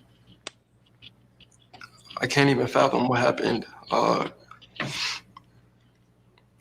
At this point, I'm just so far gone. It's like I'm trying to remove myself from that situation, but it's really hard to cope with. Yeah, I'm sorry, Messiah. I don't want us to, re-traumatize you. I understand that you guys are still really raw from all of this. And Tanaya, I've read that you said that you just didn't know that you were going to survive that night. I mean, what happened when the cops came up? Did you think that you might be killed? Yes, I thought I might be killed. And the reason I thought that is because there was nothing like done that was not right. So when they're coming up to the car, I'm just thinking, like, what could we have done? Like, you know what I mean? Like, what could we have done to cause this? And when I think in my mind, when I realize we haven't done anything, you know what I mean? Like, nothing really warranted this. So after I realized after I realized none of it really had a reason, I was just thinking, okay, this is the end. Like, this doesn't have a reason, so I can't really justify or think about, are we going to, you know what I mean? It's just like, yeah, we are. This doesn't have a reason. And if this attack happened, I mean, I didn't really understand what other reason could it have been. I was just confused with the whole situation. Thought it was over. Of course you were. I mean, of course you were. Messiah, is it true that you said to the cops, you yelled at the cops, I'm not dying today? That's really was my whole mentality. Once they approached the car, they literally swarmed the car, and I just was shell shocked. I've seen this situation so many times. Like we have George Floyd, we have so many people dying, and it's just senseless. Breonna Taylor, Ahmaud Arbery, all these people are dying every day, and people are out protesting for this reason, and it's still happening at these protests. We see this literally daily, and it's just not okay. So, And this is what makes me so upset about what Trina had to say. And I get so emotional because I'm remembering watching that other snuff film. Let's be clear so that everybody understands. These kids weren't even protesting. They were in their car driving legally. They weren't a part of it. They had nothing to do with it. So you got a group of kids who don't even know what the hell is going on. I mean, it's shocking to me because I literally just drove by a whole tent this afternoon, and I actually called up a few people and was like, I feel like I'm in Baghdad. I could have been pulled over today, and they could have busted in my windows and just tasered me and took me out of my car, and I don't even know what's happening. I'm like, what? Because there were actually riots or they were protesting a few blocks up from where I was. I was going to get my food. So you have these kids who weren't protesting, weren't trying to protest, were just driving around, minding their own business. And if you see the video of the police officers literally crashing in the windows and pulling them out of the car like they were they were animals. So when you hear somebody like Trina sit there and talk about that we're fucking animals, fuck you, Trina. Fuck you. Because they had their license and registration. They were doing nothing. Right. This is what we're talking about. Yeah, this is just ridiculous. Yeah, that comment that Trina had about I have my license, registration, and insurance, so I'll be fine. I was like, in what country? In what country is she? What is she talking about? I don't know if anybody has ever been on this panel has ever been stopped by the cops, but I have, and it was not a fun experience. Um, it was very overwhelming and disheartening to be in that type of situation. And when I listen to these kids talk about their experience, I can relate, because it went from one police officer questioning me to now another cop car coming up on me on the highway, and I have no gun in my car. I have no weed in my car. I have nothing crazy in my car. But you need Baby, you all don't even these. have to have a car. You need right. You need all these cop cars to come up on one black man. You don't even have Devin, to have a car. what are your Yes. thoughts as you look at this video and you see what these kids had to go through? I've been I when I was Devin. Yeah, I was waiting to have the floor. Thank No, you. go ahead, Devin. go, I go appreciate ahead. that. So I mean, it's very disheartening. It's just very sad, you know, and then a lot of the like you know, insensitive comments that are made by you know, celebrities or whoever. It's just really sad. I mean, I think we're in a very dark time right now. You know, it'd be interesting to see what the future is going to look like. Um, you know, I have my conspiracy theories and beliefs of what is in the next phase of where we're going to go with the world, but I'm not going to reveal that just yet. But it's just, you know, it's just a very unfortunate time, and no one deserves to go through that. You know, it's just a very sad time. Um, you know, the second part to my answer in reference to the police, um, you know, I'm gonna have to be honest. Like, I don't. There is a subconscious like fear, like, oh my God, I'm about to be pulled over, and I'm also Black and gay in America, right? But I'm not sure if I'm the only one on this panel that has experienced this, but I've been pulled over twice. One time I had a suspended license for like a ticket I didn't pay and I did not know, and I could have went to jail, and the officer was very kind to me. I remember, and I was in a suburban town, so I wasn't even in Chicago. It was a predominantly white town. Um, and I got pulled over, and license and registration. I got my license. I just said, yes, officer. No, I'm just he was giving me the same thing I was giving him, basically. You know, he ran my plates and stuff, came back. He's like, do you know, Mr. Norwood, that you have a suspended license? I said, no, your officer, I had no idea. He says, well, it's based on a ticket that you got in this year in Indiana. You know, I have, but, just so you know, as the law permits, I have every right to, tow your vehicle, and, you could be arrested, but I'm not going to do that. I'm gonna, let you go with a warning. I'm like, yes, your officer. I'm like, I am so sorry. I just, just got off work. I had no idea that I had a suspended, ticket. And he was just very kind, and it was very cordial, and it wasn't threatening or anything like that. Wow. So like that made me think that maybe like not every single cop in America is racist or bad, and I do believe there are good people out there. I just so happened to get a cop that day that was not trying to kill me or not trying to harm me, and actually gave me a pass, because I could have been arrested for driving with a suspended license. That's a I just blessing. didn't know that it was a blessing too, but this was this was a human being. This was an actual, that's his job, right? So he let me go, but at the end of the day, like that was the first time that I had ever experienced that cops to be like, oh, wow, like, he's not judging me off my skin color here.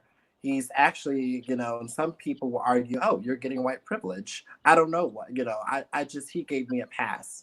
But I do understand and context that that's not everyone's experience, and that doesn't happen to everyone, especially people of color.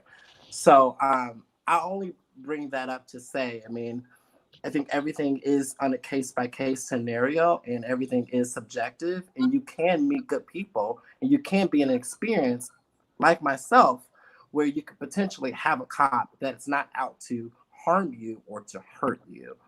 I'm not saying that I'm pro police or anything like that. I mean, that's a stretch, but I'm a living testament of being in a situation where I was not assaulted, where I was not judged based on my, and I'm very like flamboyant and like open to who I am. I mean, the cop could, so I was in a situation where I was in harm's way, and actually the cop actually even went further to give me the contact number unto where I could contact the Indiana's like traffic control or wherever to get it resolved. And he's like, step out of your car. Stepped out of my car. He's like, now walk away from your car, leave your car running, and I'm just gonna drive off. So that was, and then he said, you can get back in your car and you can leave. That was his way of like subjecting himself from like the scene, because technically I should have been arrested. And that's Devin, you are definitely blessed for that experience. I myself have never had an experience like that from the cops, and so I just wish we all could have and more that's happened experiences like that. 2 times, and that's happened 2 times. One time I was actually speeding, and then the cop gave me a pass. Whatever like that. But every Okay. time it wasn't no hostility. I mean, but I think that's what policing is supposed to be like. That's what it's that's supposed to be the experience. That shouldn't be an outlier. That's how it should be. Not necessarily I'm here to get you.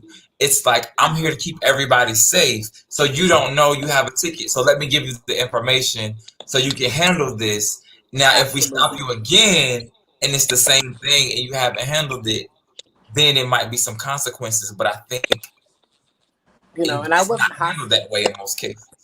And I wasn't hostile. I wasn't, being all like, none of that. I mean, I was speaking very proper. I was just speaking like I'm speaking to you guys. And, maybe they gave me a pass. Maybe he didn't see me as a threat. It was a white man. He had to be in his late, 50s and 60s, but race or color didn't matter in that regard. And it's just really, really, really sad, because I do strongly feel that there are good cops out there, and it's more negative than it is the positive. So I just wanted to shed light on just an experience that I personally had, 2 experiences that I've had where cops were not, Okay. that way. Okay. Olivia and Cordea waving their hands. Oh, you good? Oh, you good, Olivia? Okay, so you said, I don't know. Sorry, I don't really want to stir the pot, but I'm really. Okay, so you said that you said out your route verbatim. I was speaking proper. X, Y, and Z. Mm-hmm. Like I'm speaking now. Race didn't matter, but did sexuality matter in that instance? No. Are you sure about that? Because I'm 100% positive, and it was my gut that police officer was heterosexual. That was my first instance. So it had nothing to do with my sexuality either. But everybody is racist or homophobic. So again, it's like it's per person basis. So it's not like if you're a cop, you're bad. It's like it's a thing where some people abuse power, because here in Atlanta, the cops were black who did that. So it's not that it's a white or black thing. It's like people who abuse power. When you have unchecked power, is always problematic in our society. And that's just where I mean, I've had similar experiences driving from here to Virginia. Going back home, I was speeding. A cop stopped me. A white cop stopped me, and he let me go. He was just like, "You need to slow down." I was like, "I'm just trying to get home. I'm coming home from school. I'm just trying to get home." So, not saying that he was racist or not racist, but I think it's some people who abuse power, and some people who don't. I envy all of you guys that have had positive experiences with cops. I have. You said you have or have not? I have not. Oh, okay. Same here. I was 14 years old. I looked like I do now. I had very long hair. I was super gay. I don't That's know long. y'all, but for me it means something. I was on the step team.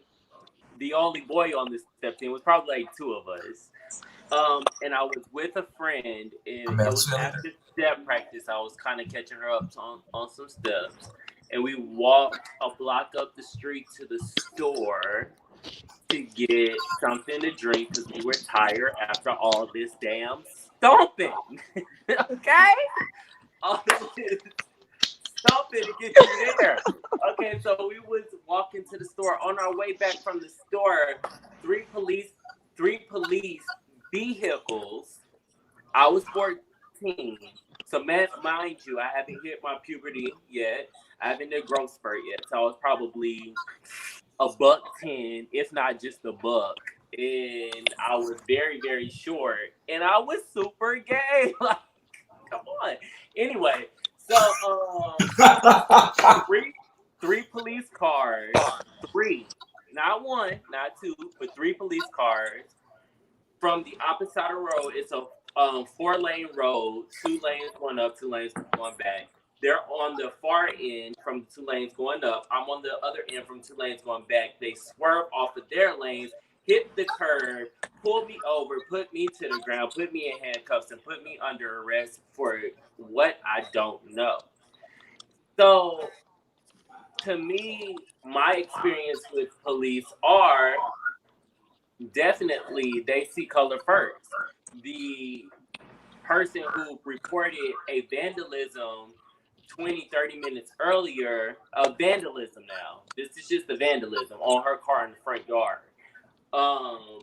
said that it was some black kids or whatever the case is. Mind you, I'm walking from the store from step practice with some orange soda from step practice. Yeah, so for me, my experience with the police was not good. I was put under arrest, almost got ran over. They ran up on the curb for 4 lanes over on the opposite side of the road. I'm skinny, girly, long ass hair, thinking, I'm the captain of the step team. Like, for me, it's a thing. It's a thing, and it is what it is. My experience. Okay. Can we welcome Martell? I think Martell is situated and together. Are you situated in together, Martell? Is he there? Was Wes talking? Because I can't hear nothing. Yes, he was talking to you. I felt like I was like that. I clearly can't hear nothing because. Can you hear me, Martell? Is someone maybe ask a question for him because I can't hear him still. Sign off and sign back in. Can you hear him? Nope. Sign off and sign back in. Sign off and sign back in. Oh, Holy Spirit. Right. Okay. Olivia, it seems like you got some fans up in these chats, baby. You got some fans, baby. Yes, indeed. They going off. Yes, indeed. Olivia got them fans. We didn't touch up. So Larry answered this, and we got maybe 15 more minutes on here, and then we'll depart because I know it's getting late. But I definitely wanted to expand on the concept of reparations a little bit more. Larry basically said that we deserve it, but I didn't give everybody an opportunity to give their input. Maybe we have some Candace Owens in the panel, and maybe they think that we don't deserve reparations. I'm not sure. We don't. We But better not have any Candace in the panel. Let me ask Martell. Martell, can you hear me now? I can. Thank you. Awesome. Martell. So Bob Johnson from BET said that, it's cool that we're doing this George Floyd thing and Black Lives Matter and all that. We're getting the charges up and all that. Now we need to get to this $14 trillion of reparations. And that's what my mission is. And that's what I'm working towards. So how are you feeling about potentially 14 trillion or more dollars coming to Black people in the form of reparations? How do you feel about reparations? So, in one hand, I think that would be a brilliant thing. Give Black people what they deserve. Run me all my coins. The least you can do. But in that same sense, I also know, to me, honestly, that doesn't seem realistic or valuable or something that would happen. So again, at this point, I just want us just to be treated with the equality that we deserve first. Like, let's just start there. Like, I understand, like, they feel like we're making strides, and we are. However, we need to get just to middle ground before, again, if they can give me some reparations, you can run me a check, I'm gonna take it. However, I just feel like let's focus on the biggest issue right now. Don't kill me. Hell, let's just make sure that you all don't kill me first before we push so hard for this extra money. Or just give the money to, I guess, the people who are left remaining, because at that point, that's what it's still gonna be. They still be killing people, and then the 10 Black people who are still alive will get to split $14 trillion. Corday, why do we deserve reparations? Because I think that we deserve more than reparations. I don't know what the fuck will be called what we need. But if you notice, white people have no culture. If you look into the history of white people, they have no specific culture. We gave them everything that they make money off of. Us, Hispanics, other cultures. They have no culture. What can you guys, let's go around the panel and say that white people are the innovator of? Nothing. Racism. Give me my money. Let me my check. Colonization. Run me my check. They owe us everything. Without us, there would be. And if we all just stopped everything, if we just stopped and paid attention to each other, what the fuck would they do? What the fuck? I don't care how many. They will blow us up and murder us. That's what they did in Tulsa. That's exactly what they'll do. They'll blow us up and murder us. And Rosewood. And Rosewood. The same way these days, Chad. Well, yeah. I mean, it would definitely be different today. But Olivia and Devin, how do you feel about reparations? Do you feel that it's another type of welfare system to keep the Black man down? What? Do you know I what? can see you, Wesley. Who said that? What? Who said that? What happened? I'm just asking a Do you know what question. reparations are? I'm That's asking not a welfare.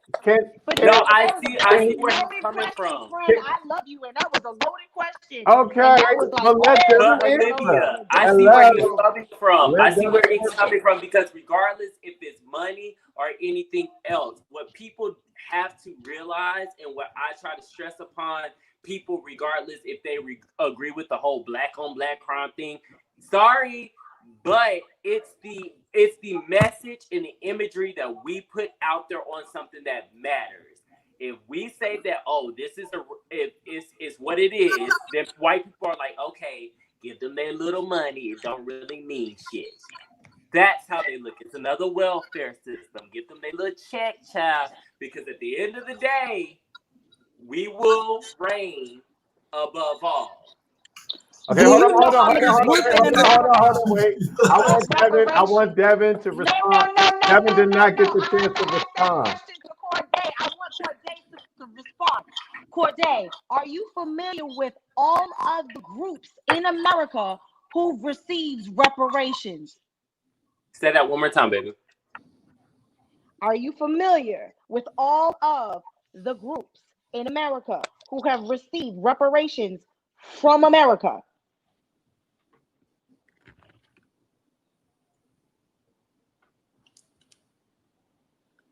Is his mic on?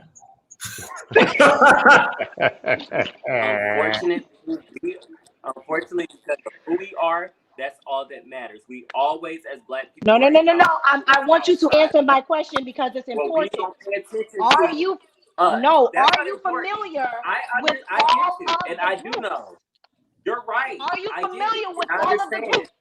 So every group that we can think of that has been wronged by America, sans black folk, have received reparations. Do you know that? Like Native American reservations? I do know that. The Japanese? I get that. But what I'm saying is, unfortunately, We're gonna get to you, Devin. We're gonna get to you, Devin. It's not.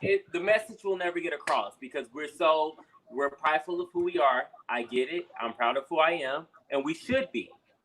But unfortunately, what does pride and reparations have anything to do with each other? It has a lot to do with each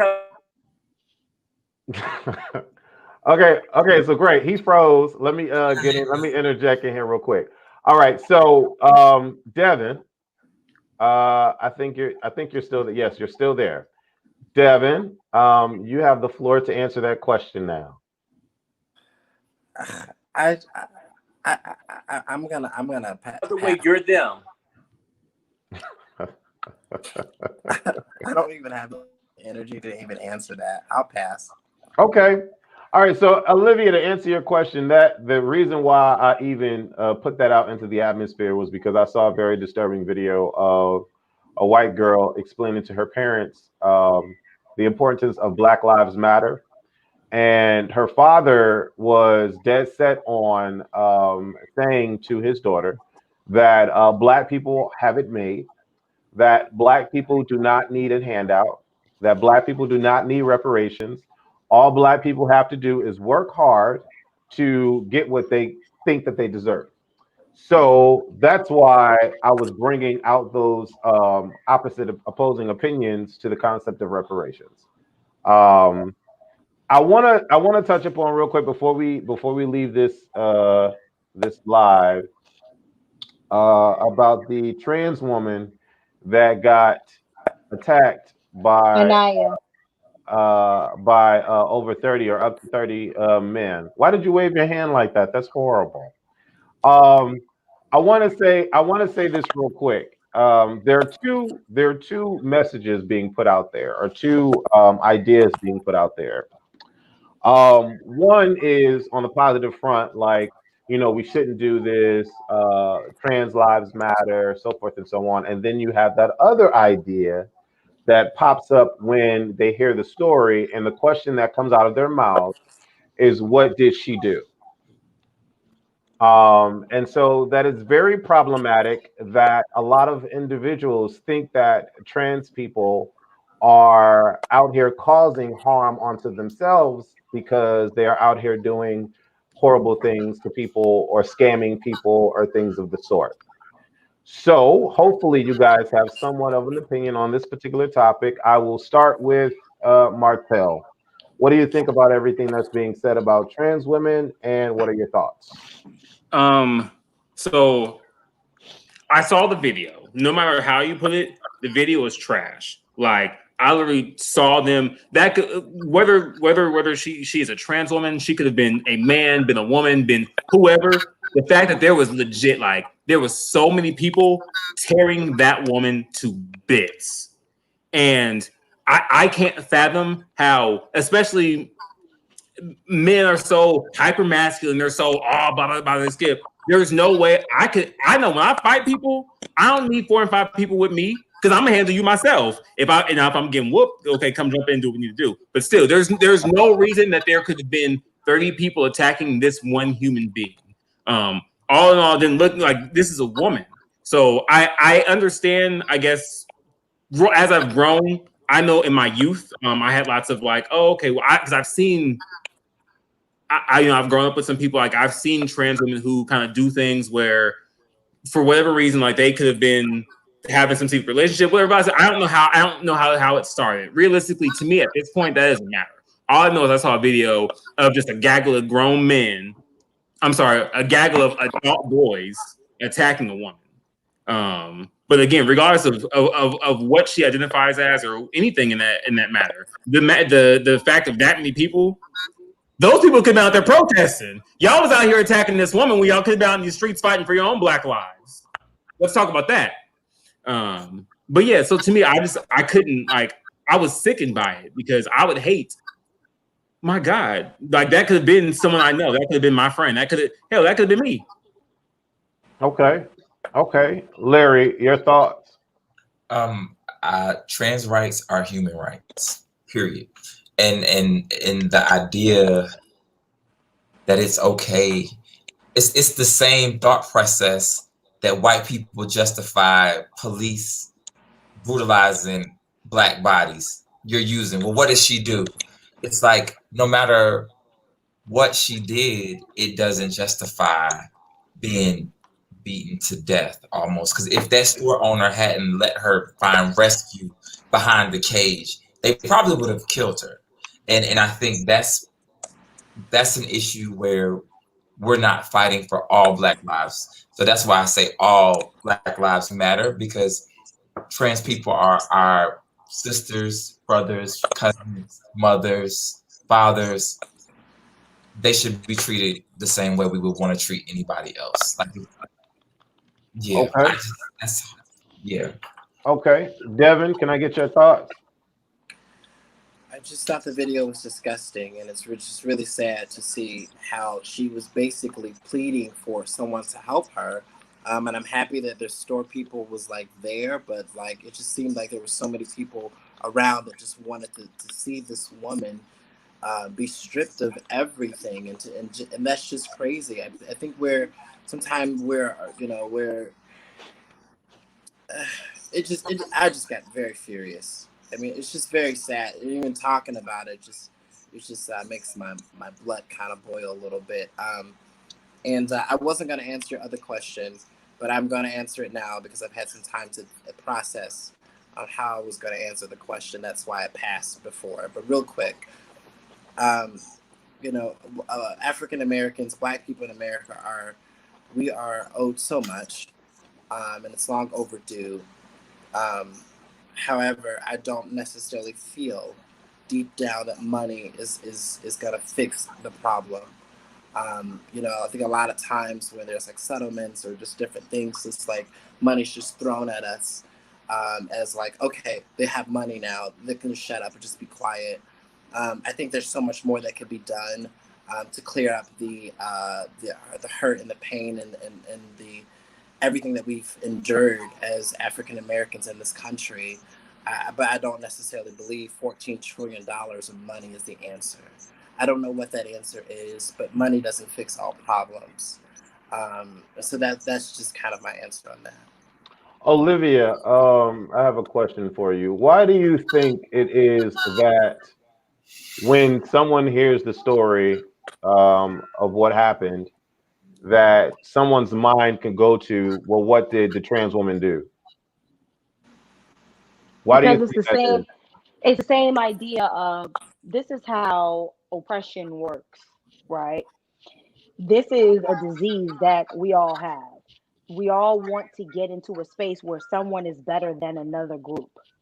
So, like I've discussed with you, if you are a black man, you are forced into this idea of white supremacy. You are forced into this idea of homophobia, of this heteronormative idea of life and what is something that we should aspire to. So what absolutely defies that? Homosexuality. What is it, like the worst thing that you could do? Be trans. Like you're confused. So as an oppressed person, that person now wants to, they are enraged and they now need someone that they can beat up on. It's a psychological, like I didn't create this science. I'm not saying that I was the one who said this. This is what happens. People who are oppressed find something to oppress themselves so they can get out that anger, so they can get out that angst that they're living or they're experiencing every day. So unfortunately, trans people are an easy target. And so unfortunately, more often than not, trans, especially black trans members of the community, will get more angst from their people in their own community than they will outside of that community. And that's And just it's so horrible. unfortunate. It's just so horrible. But that's the science behind it. What's gonna happen is that the which is what we were discussing 3 years ago.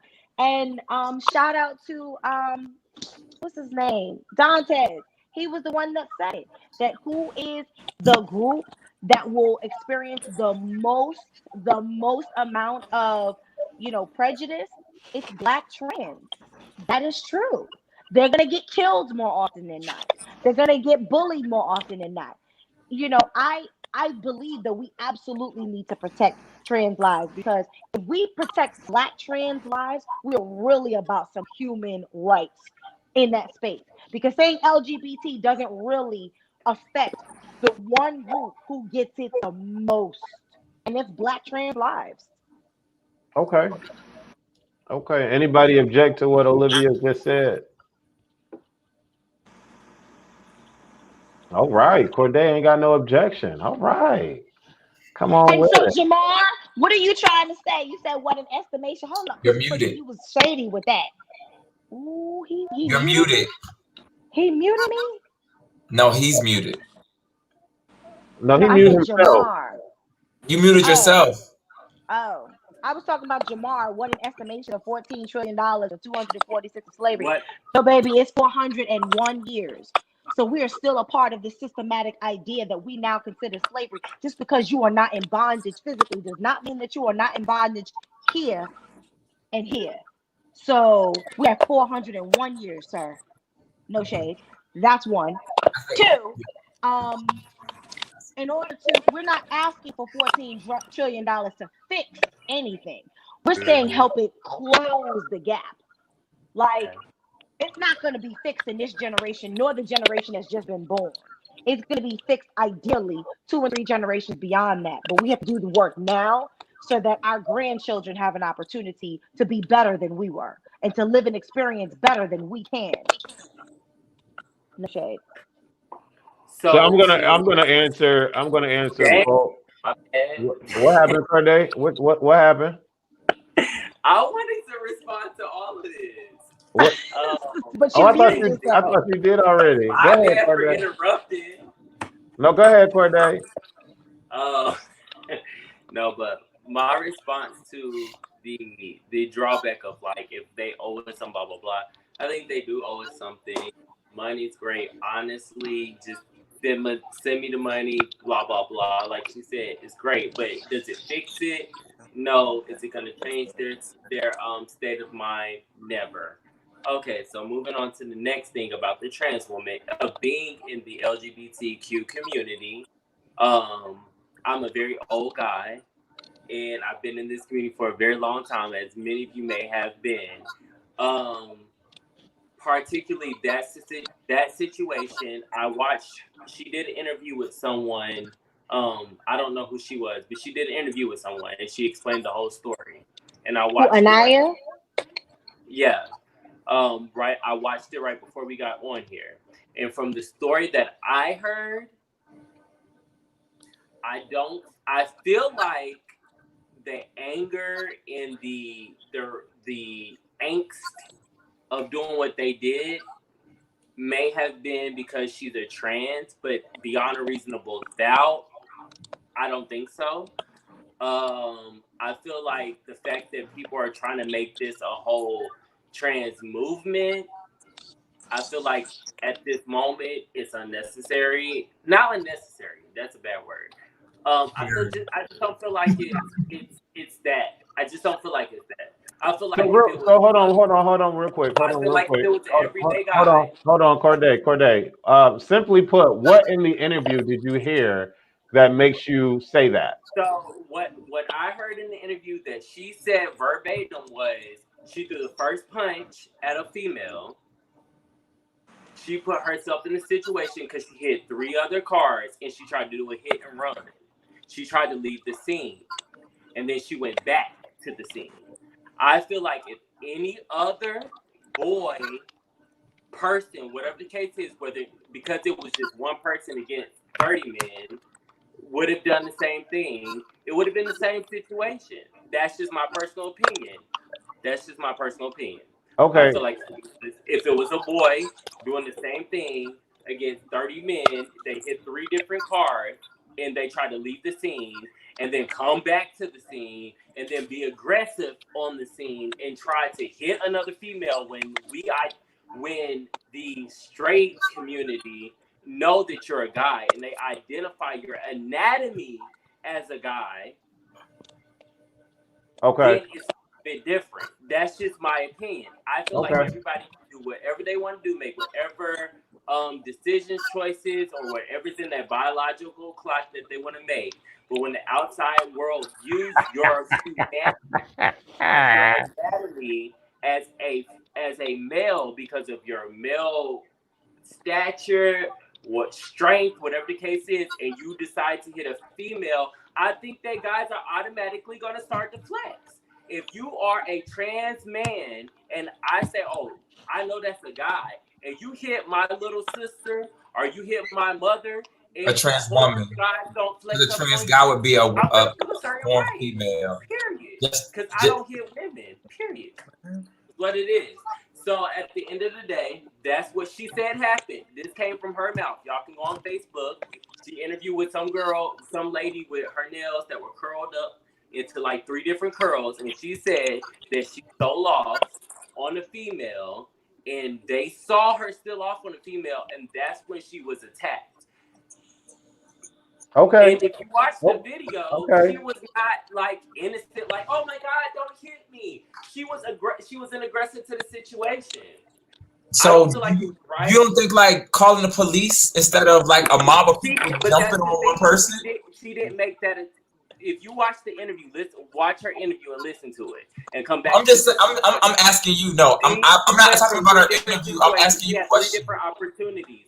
But I'm asking you as a person because you said if you were there you would have done the same thing. So I'm asking you as a person, why would you not call the police if it's a hit and run? If it's a hit and run, if somebody hits your property, how is beating them up going to fix your property? I'm not saying that it's going to fix your property, but what I am saying is I didn't say that it was right or if it was wrong, but what I'm saying is it would have happened to anybody else.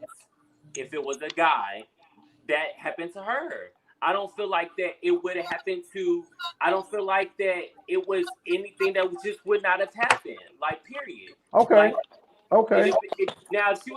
If this is where it gets divisive in whatever the case is, and I don't care what people have to say about it.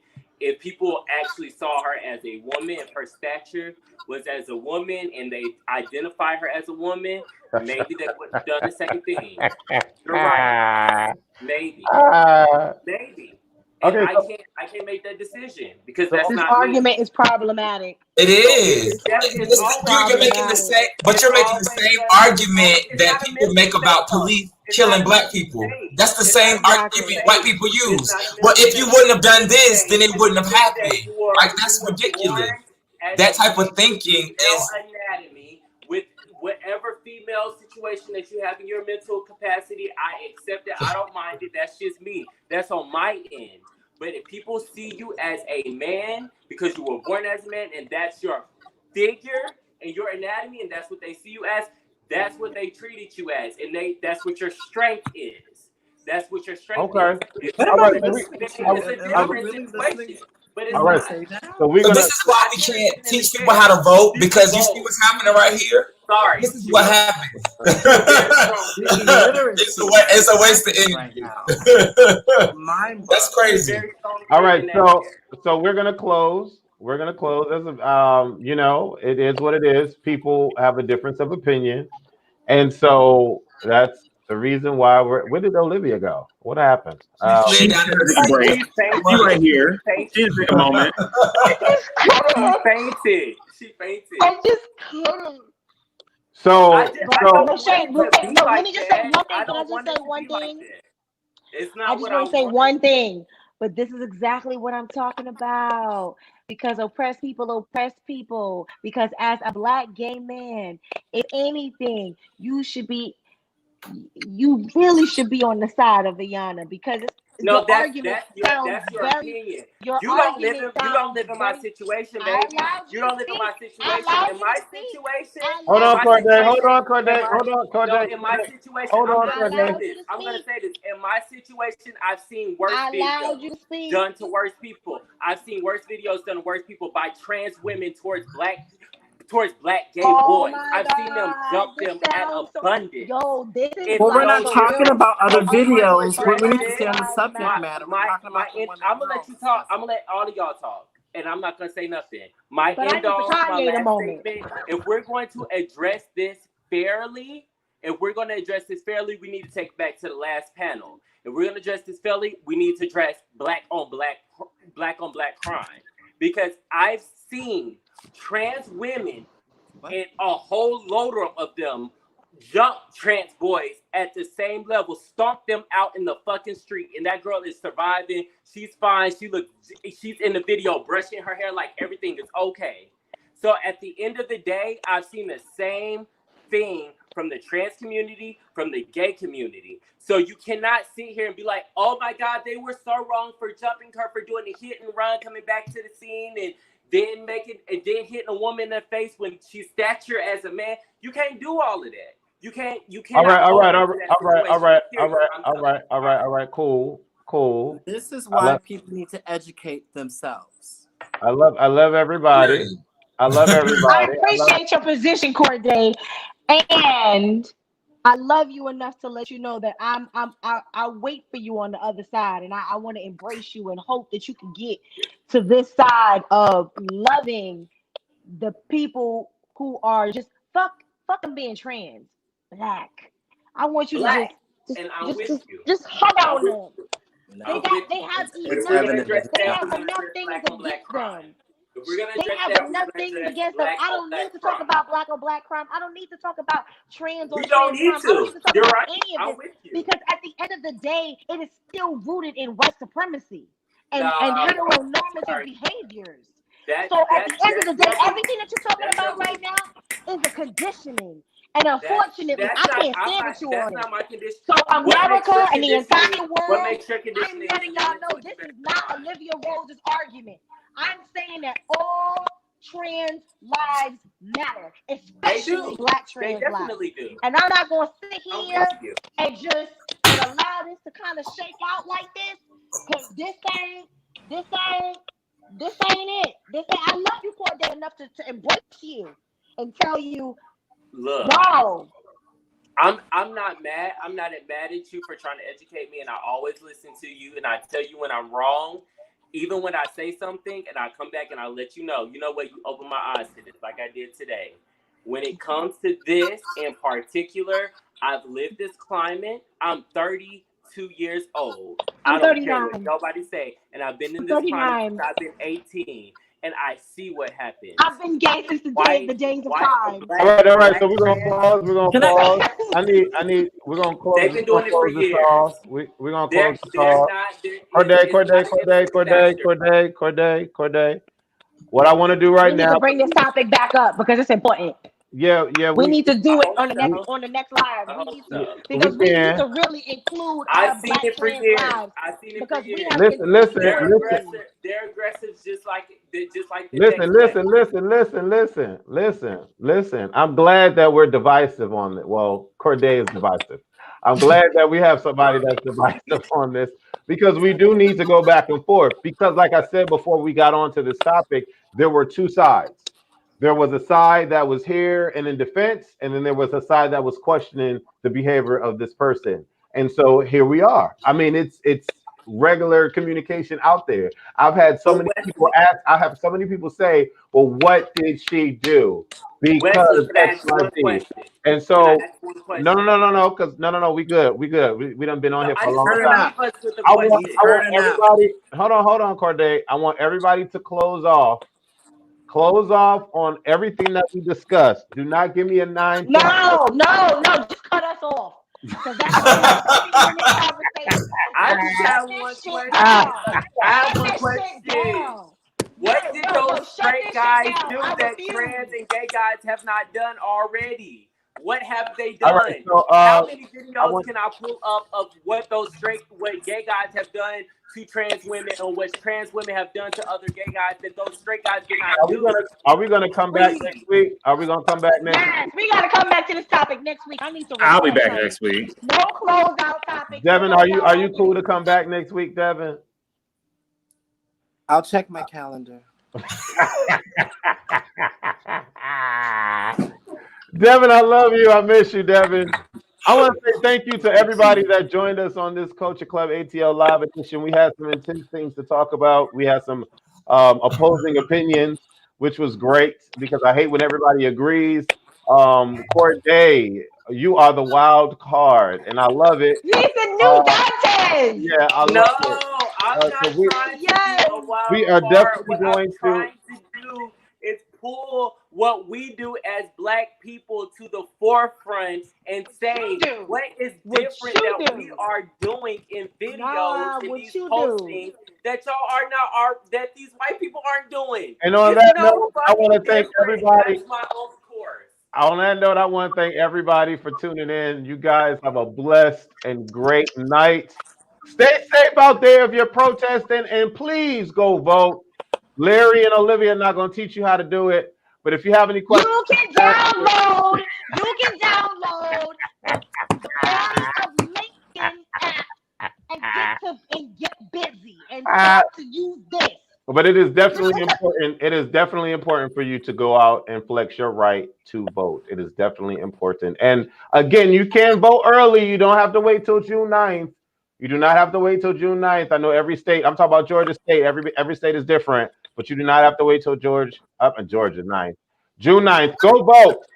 Love you. Stay blessed. Go watch the Y'all are great. video.